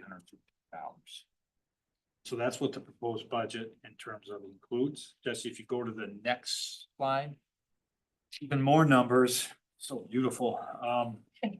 The proposed budget is on the far right. It just is another way of showing the breakout by levy and the mill rate that associates with that levy. It is the 10.52. It talks about the same numbers, but on the bottom right, talks about our projected value of the average home in Madison at $478,413, tax bill of $5,032, and that increase of $833.07 that I wrote. When we were talking with folks from PMA, our advisors, they talked about where we were at in terms of the pre-referendum numbers, estimating where our levies would end up with approval based on revenue limits and estimates on value. I will say we are coming in below what we had estimated the cost of voting yes at the referendums for both operations and facilities, which is good. You always want to hit your estimate. It is an indication of the strength that we have in Madison in terms of both residential building and commercial development in terms of continuous value. As I said, they're based on 4.95%. You know, the hope is will be higher than that. Have the effect of lowering that mill more value. So, but that's where we are at in terms of those projections and the proposed budget sets. We want to really end the night talking about, well, first, talk about two more things. The budget input in terms of community input we continue to have for on our website, and we look for comment. A lot of comments have come in, few, but not a lot.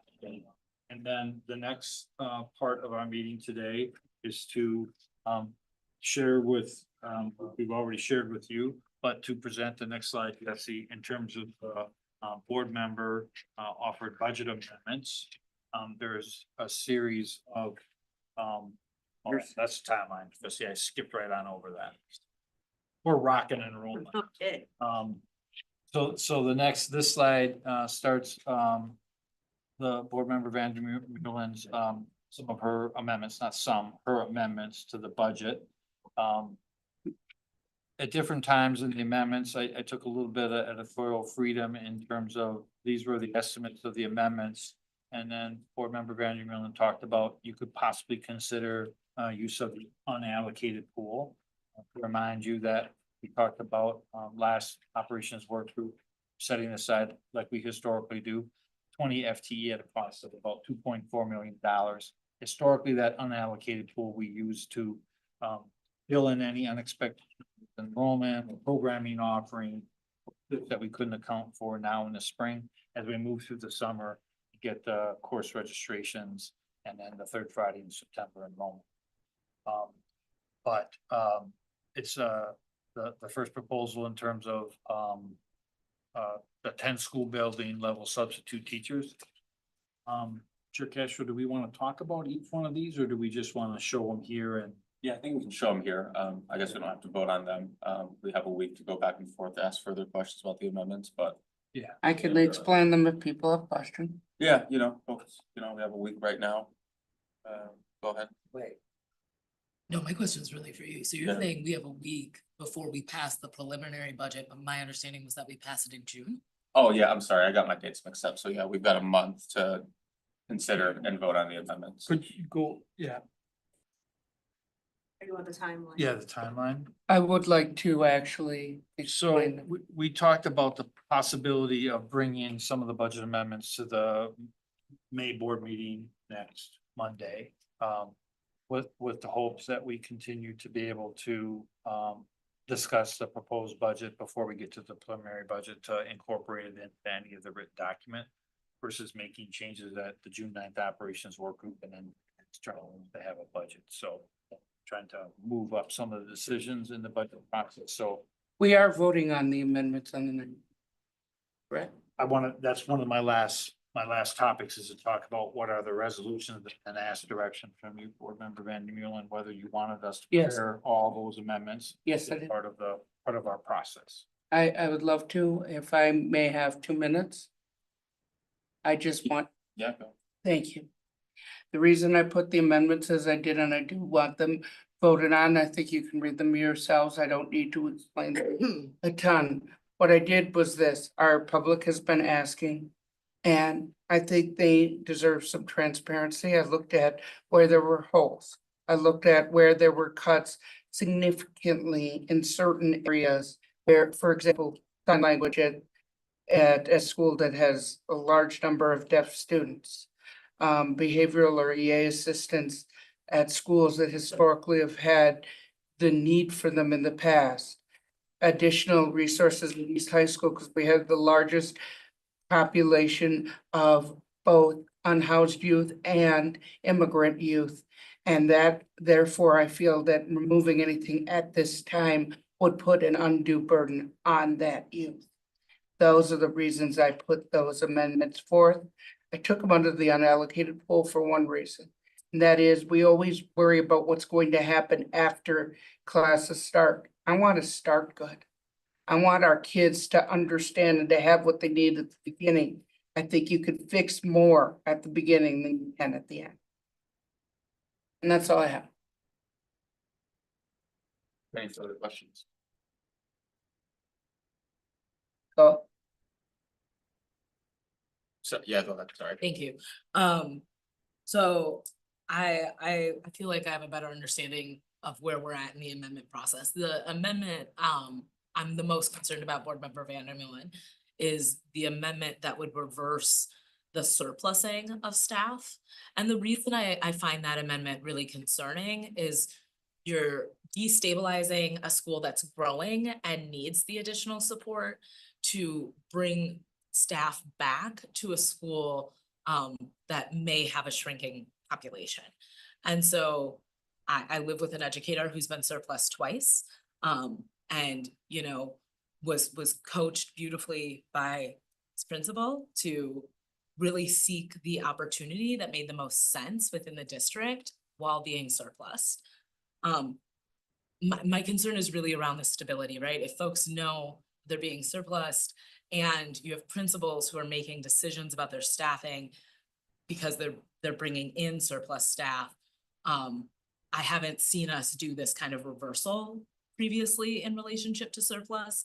And so I do understand that there's a financial implication, but I'm interested in kind of the bigger picture.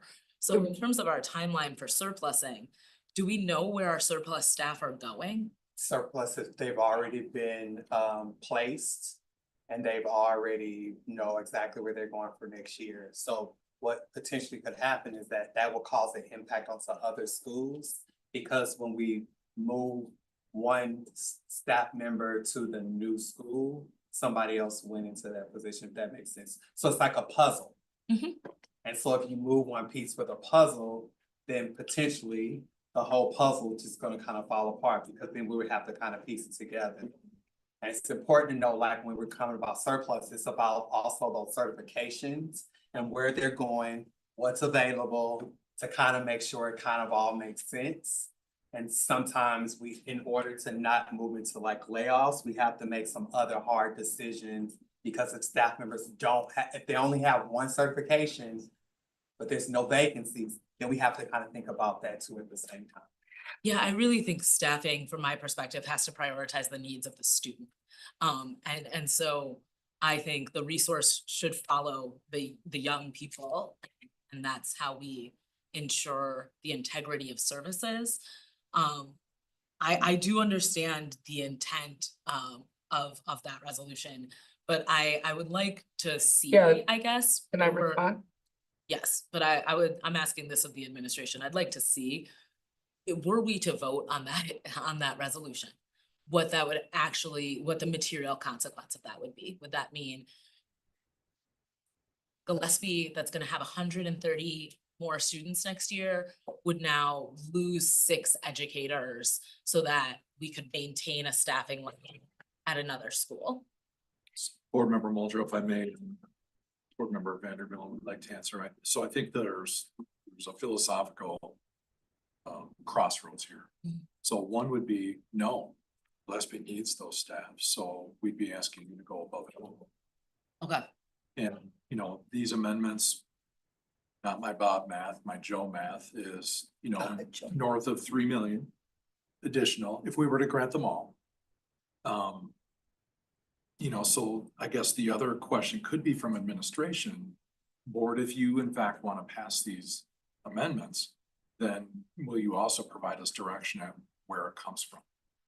So would you feel comfortable guiding us to, I'm using Gillespie as an example, because that would not be my recommendation, but board might say undo everything that you added to other schools as well. I do not recommend it, but it's one way that make this process as clean as possible to restore where we were in February. On the if I may, I didn't know if you were done or not. I have a habit of cutting people off, so I wanted to Yeah. make sure. Just to be sure, I don't have like a whole live No. debate of these on the floor, so. I wasn't trying to, just wanted to be able to respond like anyone else. Here's the issue, and I respect your questions. And I think that surplusing is a difficult thing. However, people are basing their careers on how much of a percentage of position they get, whether they want stability, and you could get a 1.0 position in Verona when you're suddenly your allocation is moved and surplus. That has an effect that causes staff loss. Additionally, yes, I believe the allocation process needs to be looked at. You described it as a puzzle. I agree, but I don't want to play Jenga with our students. I don't think that's appropriate to do. I think we have to balance the needs of teachers and the needs of students and the needs of administration in a 3-way tier that tries to find the most equitable way on each one to have an effect. And I think it could do that. As for the funding source, Dr. Gothard, I'd like to use not only the unallocated pool, but I'd also like to use 5 of the village builders for this, to do that. And I should have put that in there, and I forgot a sentence, and I apologize. And that's all I've got, Chair. Board Member Nichols? Oh. Blair's hand is up. Can I do a point of order? I just want to make sure like that we're operating correctly. So Ali asked a question of administration. And Yep. there- I've Okay. seen some hands raised in person, Board Member Pearson. I know I'm just So, making a statement of just a point of order of like commenting back and forth. I had asked before yeah, go ahead. Thank you. Well, first I want to thank Board Member Vandermeulen for taking the time to get budget amendments in. I do want to just, if I may, ask Board Member Vandermeulen just a clarifying question. Yes. Okay, so on several of the amendments where you have designated a specific school Mhm. and specific FTE. Yes. Not gonna name all No. right now, okay? In some of them, you reference using the unallocated Yes. pool, and in some, it sounds like you do not. It looks like you want certain positions kind of added back. Correct. So I guess my concern with that is that, because right now we have a proposal for 20 unallocated staff that we would be utilizing going into the 25-26 school year. There's some instances where it looks like you're saying to use that. But then in other instances, you're wanting to increase staff back with a certain number of FTE. But I don't know, based on the explanation we just had about people already having to make decisions, or if they were surplus already being placed at a new school, how disruptive that might be. So as I read each of the amendments, I'm just trying to clarify, you weren't saying use all of the unallocated pool for all of them? No. Okay, okay. And I wasn't clear, permission to answer that, Chair. Yeah. I should have been clearer when drafting that that I wanted one village builder from each one, so there are a total of 6 amendments, so it's 6 village builders, and I should have put that in there. I did not. That is my error, and I apologize, Chair, and I apologize to my board for not drafting it correctly. Okay, okay. Well, I appreciate that you know, have been listening to folks and put forth these amendments. I think this is just me. Mhm. I sometimes am uncomfortable deciding that allocation should go to one school over another. Because there could be any number of our schools that feel similarly, right? That there were cuts, so to speak, like readjustments based on student projected enrollment. I shouldn't call it cuts. It may feel like a cut to them, but you know, some kind of a reduction. If a And position isn't there, it isn't there, but I don't know how you would. no, I know, I'm just letting you know my point of view, that it feels like to pick a handful of schools over others that may not have advocated for themselves or that made the adjustments as they did. I feel like for me, it would create a precedent that I don't know that we could sustain year to year as a board. And I don't know if every year, if the next handful of schools decide that they're unhappy, with the reduction, do you know what I mean? Like, are we picking those 5 this year and not the other 45 the next year? I don't know, that's just for me, but I do appreciate that I can tell you've been listening to schools and you've been listening to staff, and that's where the spirit of your amendments came from.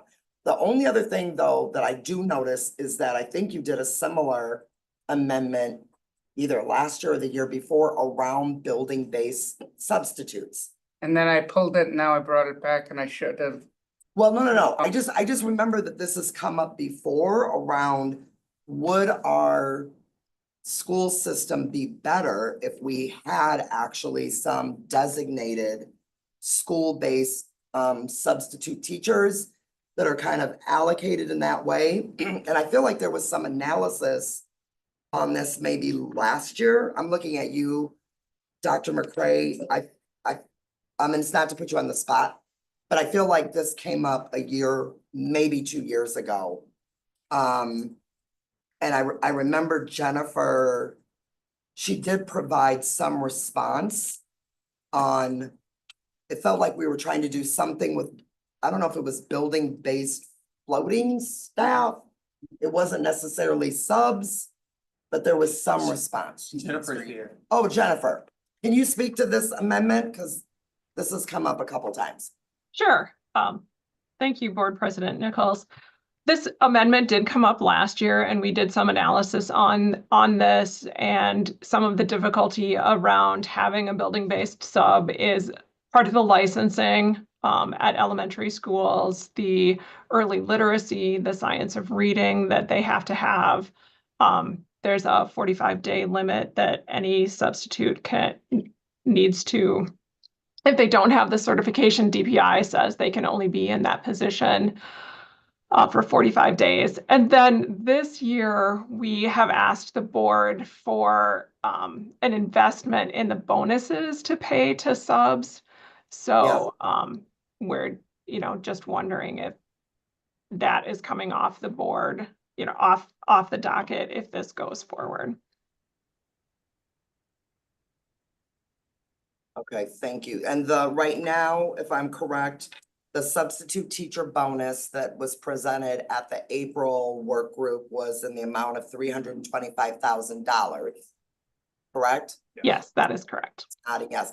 But I don't know if that gets to the same spirit of this amendment, which is what I'm trying to get clarification on.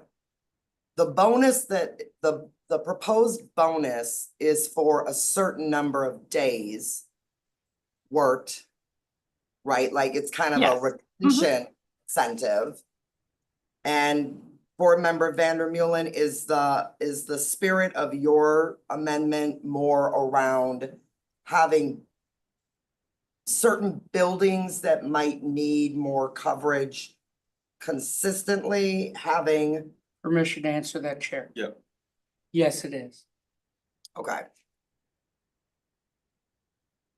Do you know the schools at the time, Board Member Vandermeulen, or are you just saying 10 buildings as to be determined by the administration? Determined by the administration with the highest need. Okay. All right, thank you. That gives me the clarification I need. Appreciate your latitude, Chair. Board Member Mosner Feltham, then Board Holdren. Thanks. Sorry, I missed the very beginning of this conversation. I stepped out to use the restroom.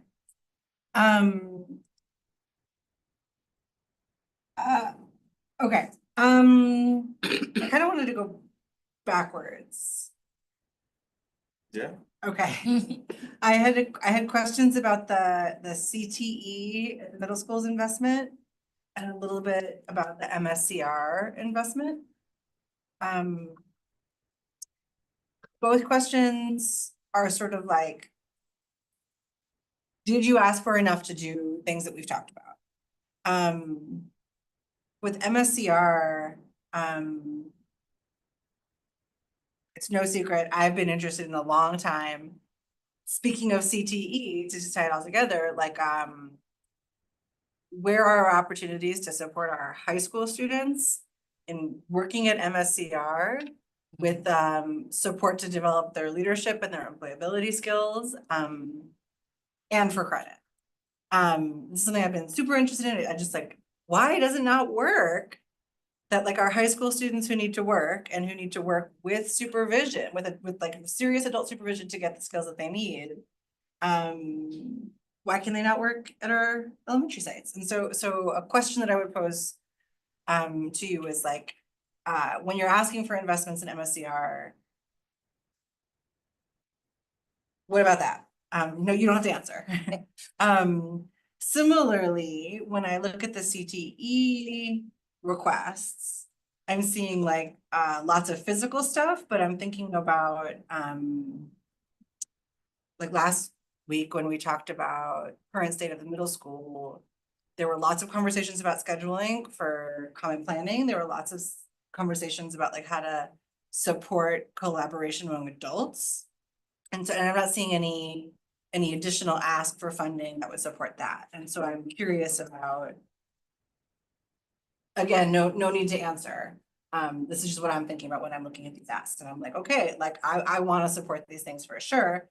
And I want to make sure that it's not just for the stuff, but also for the human resource that goes into using that stuff really really well. And you know, I'm like so obsessed with this idea that like our kids would be like very into the referendum stuff. Like, seems like an amazing opportunity, but like people already have full-time jobs, sometimes more than a full-time job if they're taking on unfilled positions work.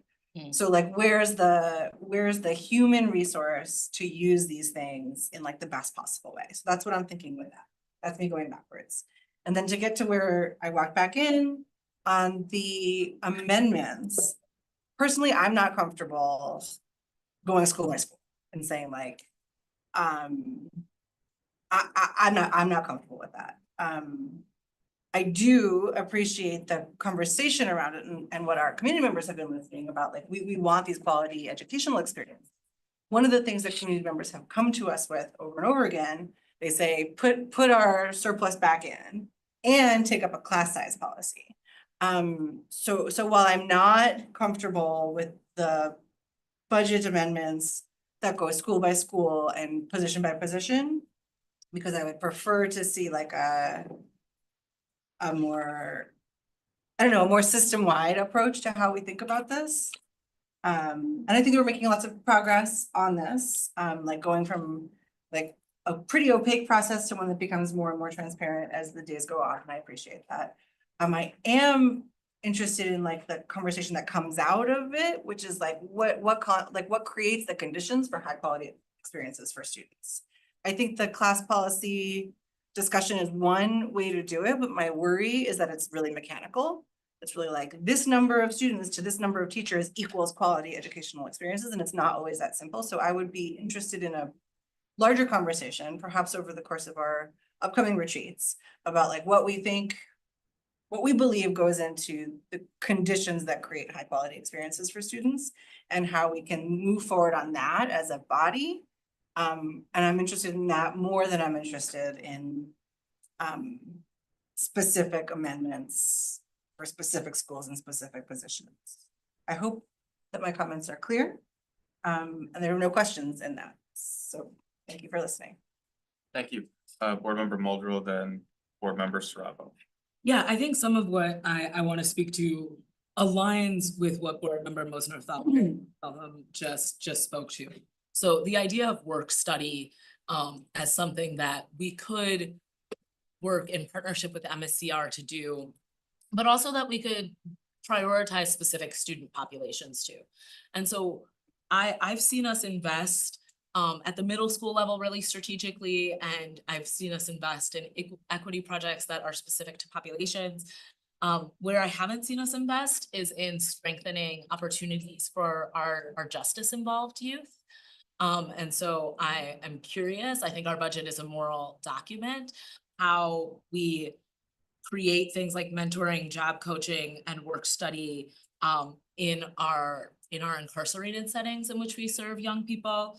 I'm interested in whether or not we're adding faculty. So are our incarcerated young people getting access to bilingual resources? Are our incarcerated young people getting access to catch up at their school so that when they return from an incarcerated setting, they're on track to graduate and be successful in school? Are they getting things that are specific to what we know enables young people to recover from being incarcerated? Do our incarcerated youth have access to art and music instruction in that setting? And what would our budget look like were we to hone in on that population of young people and be deeply intentional in strengthening their educational opportunities and setting them up for success beyond the experience of incarceration? That's my first question. Would you like me to start responding to that, team? Yes. Thank you. Okay. Appreciate that. Thank you, Board Muldrow, for your question. So one thing that I want to just foreshadow is next month at the June instruction work group, this is a topic of conversation, and we will be able to share where we are with current investments. So to some of the questions you asked, we have added staffing to our 4 divisions of Metro over the last few years, as well as to that office. We have a person that's dedicated directly to transitions that supports students in to our justice involved systems, as well as supports them to and through back to their home school. Usually that is a little more intensive and thorough when the home school is within MMSD. We have invested significantly in a partnership with I Am We, which is helping students make podcasts. So students are in the process of learning digital media.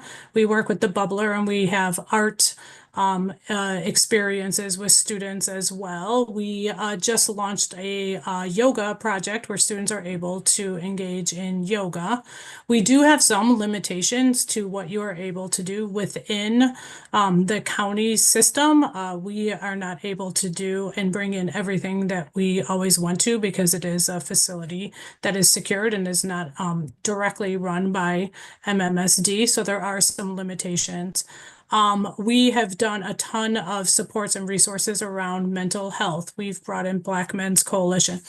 So there have been a significant number of resources that have been dedicated to our justice involved system, and you will hear more details about that. I think there's a lot of successes as well in terms of both project-based learning, the graduation rates, and the transitions back to our high schools that have smooth transitions for credit attainment that transfer back to the high schools. So I hope that answers a little bit of your question. The last one you mentioned was around bilingual resource support, and we have bilingual resource support when that is needed. There is a smaller number of students that come in that are English learners that we need to support, but that is available as well once students are within one of the 4 divisions of Metro. I really appreciate the work that's been done to support that specific population of students. And I think sometimes that group of young people isn't afforded the kinds of opportunities that they deserve. And I think that population is often disproportionately students with disabilities, disproportionately LGBTQ youth, disproportionately young people of color, disproportionately people living in poverty. And so I think folks who are living at the intersection of the margins, you know, I just am grateful that we're not overlooking those young people and that we're being intentional in providing services.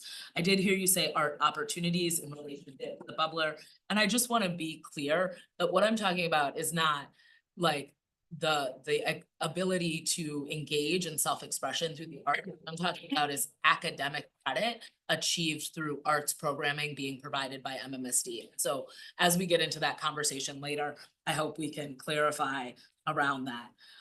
My next question is for Bob. Bob, I want to talk a little bit about the mill rate. So we're talking about Madison as an expanding city, right? If you add thousands of units every year and thousands of people move into this community, the hope is that we're all sharing a little bit more of this price tag, right? And that we can alleviate some of the burden for the local taxpayer by dividing the pie that much more. So as Madison grows, do we anticipate that people will see their property taxes come down because we are dividing the pie among more people? The other part of that question is, when I joined this board in 2019, the average home cost $300,000 in this city. And that has increased rapidly, right? The average home is almost $500,000 at this point. And we're talking about the property value being $478,000 on average. I guess my question is, how much of the increase in taxes is being driven by the increase in property value? And can we offset that with the number of people who are moving to the community? And I know that that's a really layered question, so feel free to break it up. I'll answer it the easiest way first, right? So all the mill rate is the total levy divided by total equalized value. As equalized value increases, that mill rate goes down. So that mill rate's applied to the value of your home in terms of the tax bill. So yes, as our value increases, the rate drops. So depending on what home you owe and what that individual tax bill is, that rate will go down as we add value. That's why Madison's very strong. Okay, so what you're saying is, we can anticipate that the mill rate will go down because more people will live here, we can divide the pie among more people. But if we also anticipate that property values continue to increase, will the increase in the value of your property continue to be a driver of the increase in your property taxes? Does that make sense?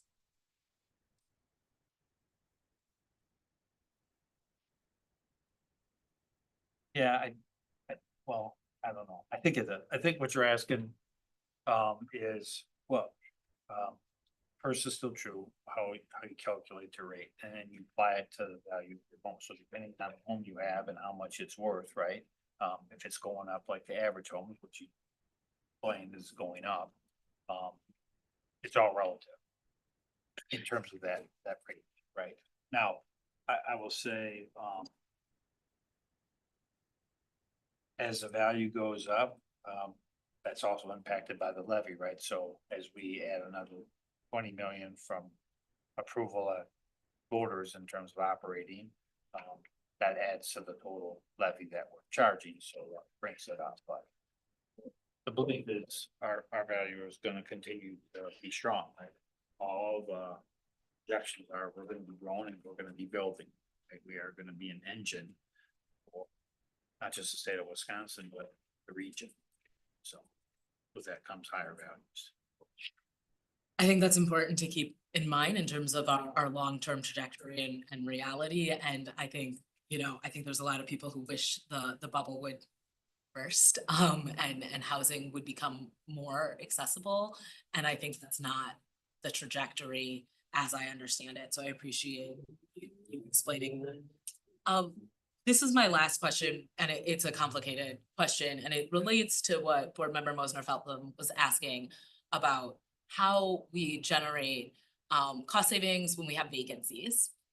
And part of what I heard you say, TJ, or I'm sorry, Dr. McCray, is that we ask people to do more work. So, we say, let me use you as an example. I'm gonna say, we have this vacancy in our administration, or somebody goes on maternity leave. We're wondering if you can pitch in a little bit extra time. And I think that that's a normal thing in workplaces, in teams.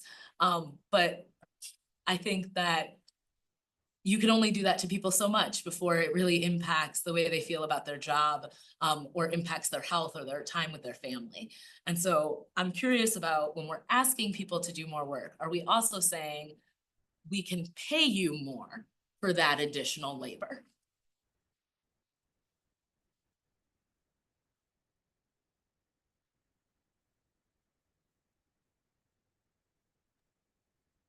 Depends what position you think.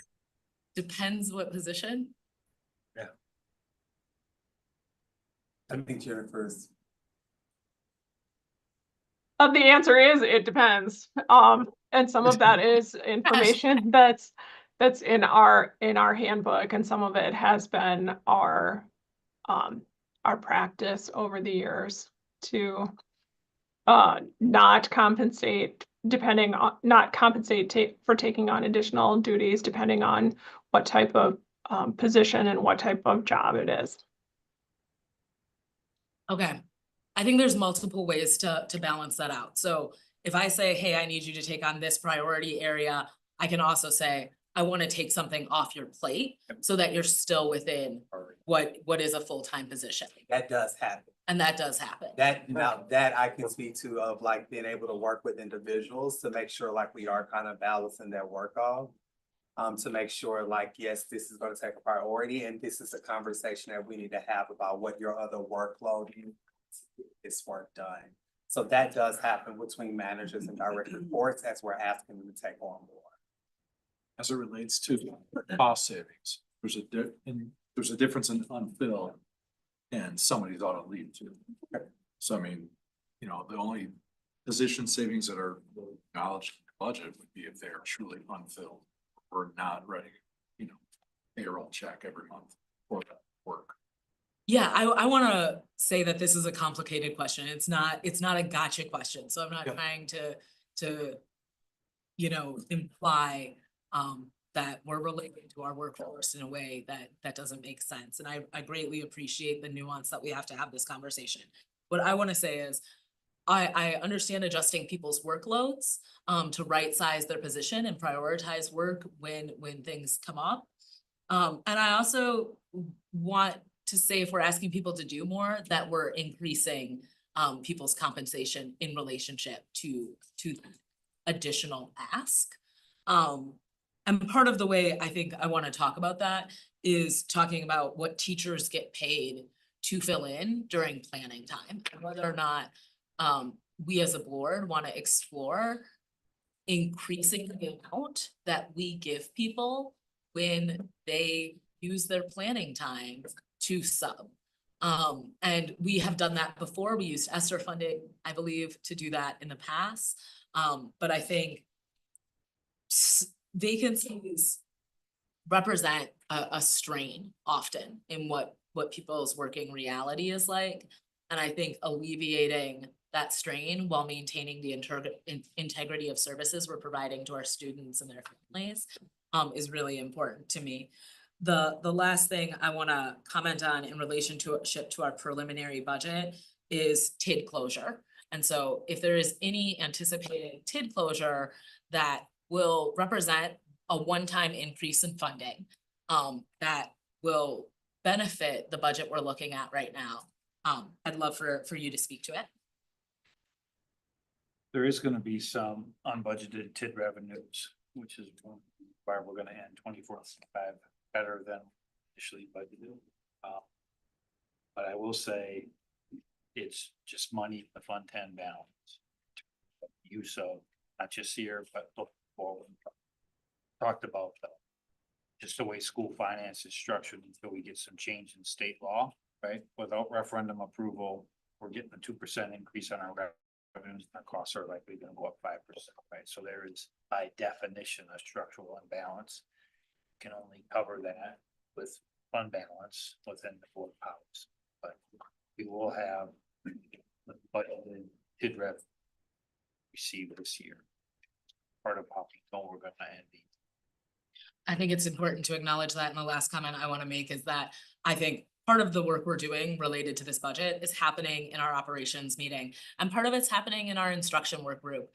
And I think we often talk about kind of the equity priorities of our budget in this meeting, and then talk about the equity results in our instruction work group. And so I think sometimes that feels a little disjointed, but I want to remind people that when we invest in 4K, we're seeing real results in terms of promoting equity for our young people, and that there is a material benefit to that early childhood investment and to so many of the initiatives that we have in relationship to equity. And I'd like to do a better job of balancing that conversation between each work group. And so I really greatly appreciate the work that went into our proposed budget, especially given some of the unknowns.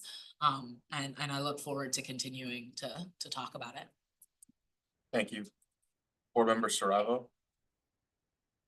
Yeah, thank you, Board Member Castro. I'm glad that you brought back the media MSCR conversation. Board Member, because when I was onboarding, I got a meetup. I was actually wondering about the students and families that maybe we haven't heard from. In the general sense of things, like to hear positive stories is great, but what about those that we don't hear? And how would we capture that to find out what are we not, do some people feel that wouldn't have enough support with an MSCR program? And what would support look like for them and things like that? And I'm just kind of wondering where those voices are and how we would capture that going forward. To know that people know that they can have additional support if there's more needs at the table in order to participate.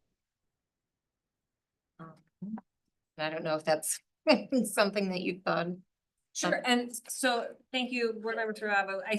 That's something we're working on. We're actually at the beginning, as the district is working through an updated strategic framework. We're working on moving forward with some strategic planning at MSCR, and a big part of that is doing community engagement and really prioritizing engaging folks who we aren't currently serving.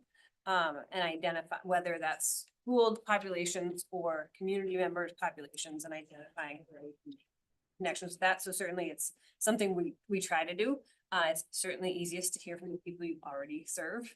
Right. But we're trying to be really proactive and making sure that we're hearing voices that aren't already at our table, so we can understand both needs in terms of access as well as needs in terms of programming and what types of programming our community wants and needs from MSCR. Okay. Yeah, and I'm just what does adaptive programming look like? If you know, if you only have one student that might need it. So, I just kind of had general thoughts to throw out there just about the amendments that Dan Whelan had brought up. And my thoughts are every single year when our staff ask for additional staff after the third Friday, and they're either told they're fully staffed or they're not going to receive more. And just how often does that happen at schools? And After third Friday or after allocation? Right after allocation would be the better word. I'll let you go. Oftentimes, as a parent, I'm very involved with the staff at my daughter's school. But whenever they make that request for extra staff after they get a full count of how many kids are in the classroom, and maybe the teacher recognizing like we would do our best with an additional person, and they make that extra request for staff. Like how many of those are we filling? And across how many, like, I'm wondering what that snapshot looks like. Is it across a large amount of schools and is that only happening within certain schools where they feel that they can ask for it, but they're not going to expect any extra staff for it? Because when I'm looking at the issue that at hand of allocation and surplusing and accounting for how many staff are in a classroom, that's kind of where it goes. So it's a continuous process. So during the work process, there are 3 different phases that we go through. I've explained kind of a little bit prior to you being on the board, but the phase 1 is when principals make their initial recommendations around how they're going to do their instructional for the following year. During that time, if there are any adjustments that need to be made, we do make those adjustments during that period before workbooks close after phase 3.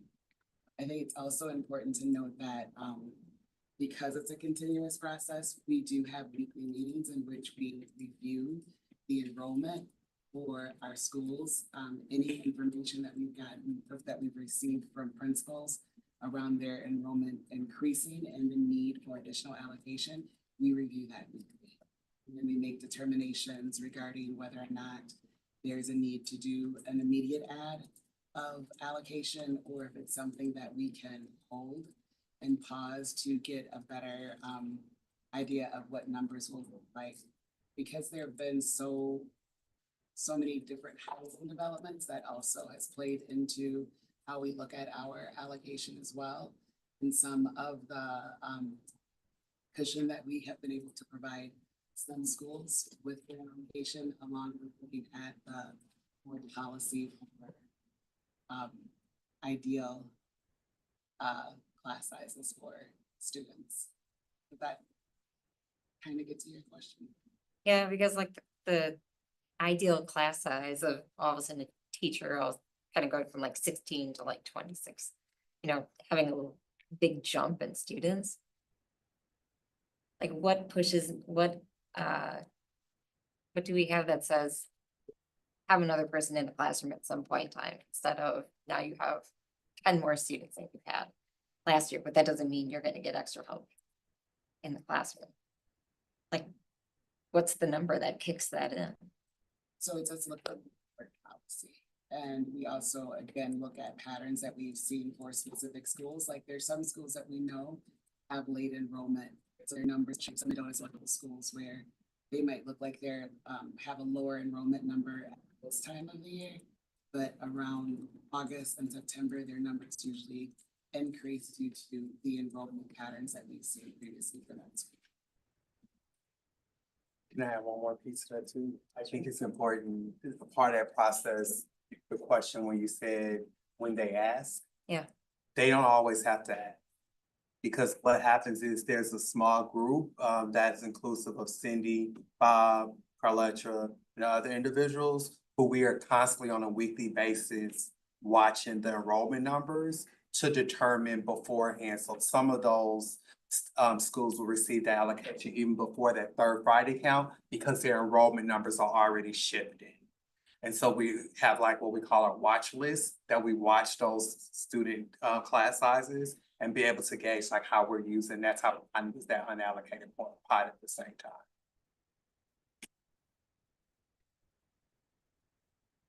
I don't know. I've just been kind of watching from the sidelines for quite a while and know that the times for where they're saying they're requesting an additional or how additional staff in school and then don't get it during that time, but maybe they'll get one like after January or February, something like that. Like it's really late in the year. We also do that just because, just in case enrollments also go the other way, right? So if there's a decrease in enrollment and we've given a school 2 additional allocations, but now come September, they're sitting at 10 and 11 students in a classroom, then we have to make the decision around whether or not we leave them with that allocation or we adjust that and give that allocation to a different school that might have a need. So it works both ways with, you can also give allocation that you have to then look at making adjustments due to the enrollment that schools end up with Friday counts. Just for a little bit of reference, our FY 24 budget, we have 100 more staff overall and enrollment is about the same. So I mean, we are looking, that tells me, you know, that we are looking for ways to support and continue to do so as well. I mean, no two schools are, the team hears me say this all the time, our kids do not come in neat packages of 20. Yeah. They just don't. I mean, Yeah. that's what makes our schools awesome and great too. So it can be really challenging. One new child can change the makeup of a whole school, let alone their classroom. I'm wondering if that's what makes the request sometimes too. Because when you have special education staff, you're not supposed to consider them your extra copy in the classroom. Very purposeful for that reason. We do our best, Martha. Just a bigger picture. Drama, but it has Yeah. in my visits too. I mean, this conversation comes up an awful lot. Mhm. You know, about ways that staff really want to do things better. They want the child family's experience to be better. So it's something we're gonna have to continue to have conversations about. I just want our staff to feel that we're being proactive from the beginning of the year instead of kind of reacting to things. Thank you. Any further board member questions? Seeing none, may I please get a motion to So moved. Board member Fernando, your advisory vote. I. Second. All those in favor? Aye. We are adjourned. Aye. You guys are really good at that. We have another meeting. What?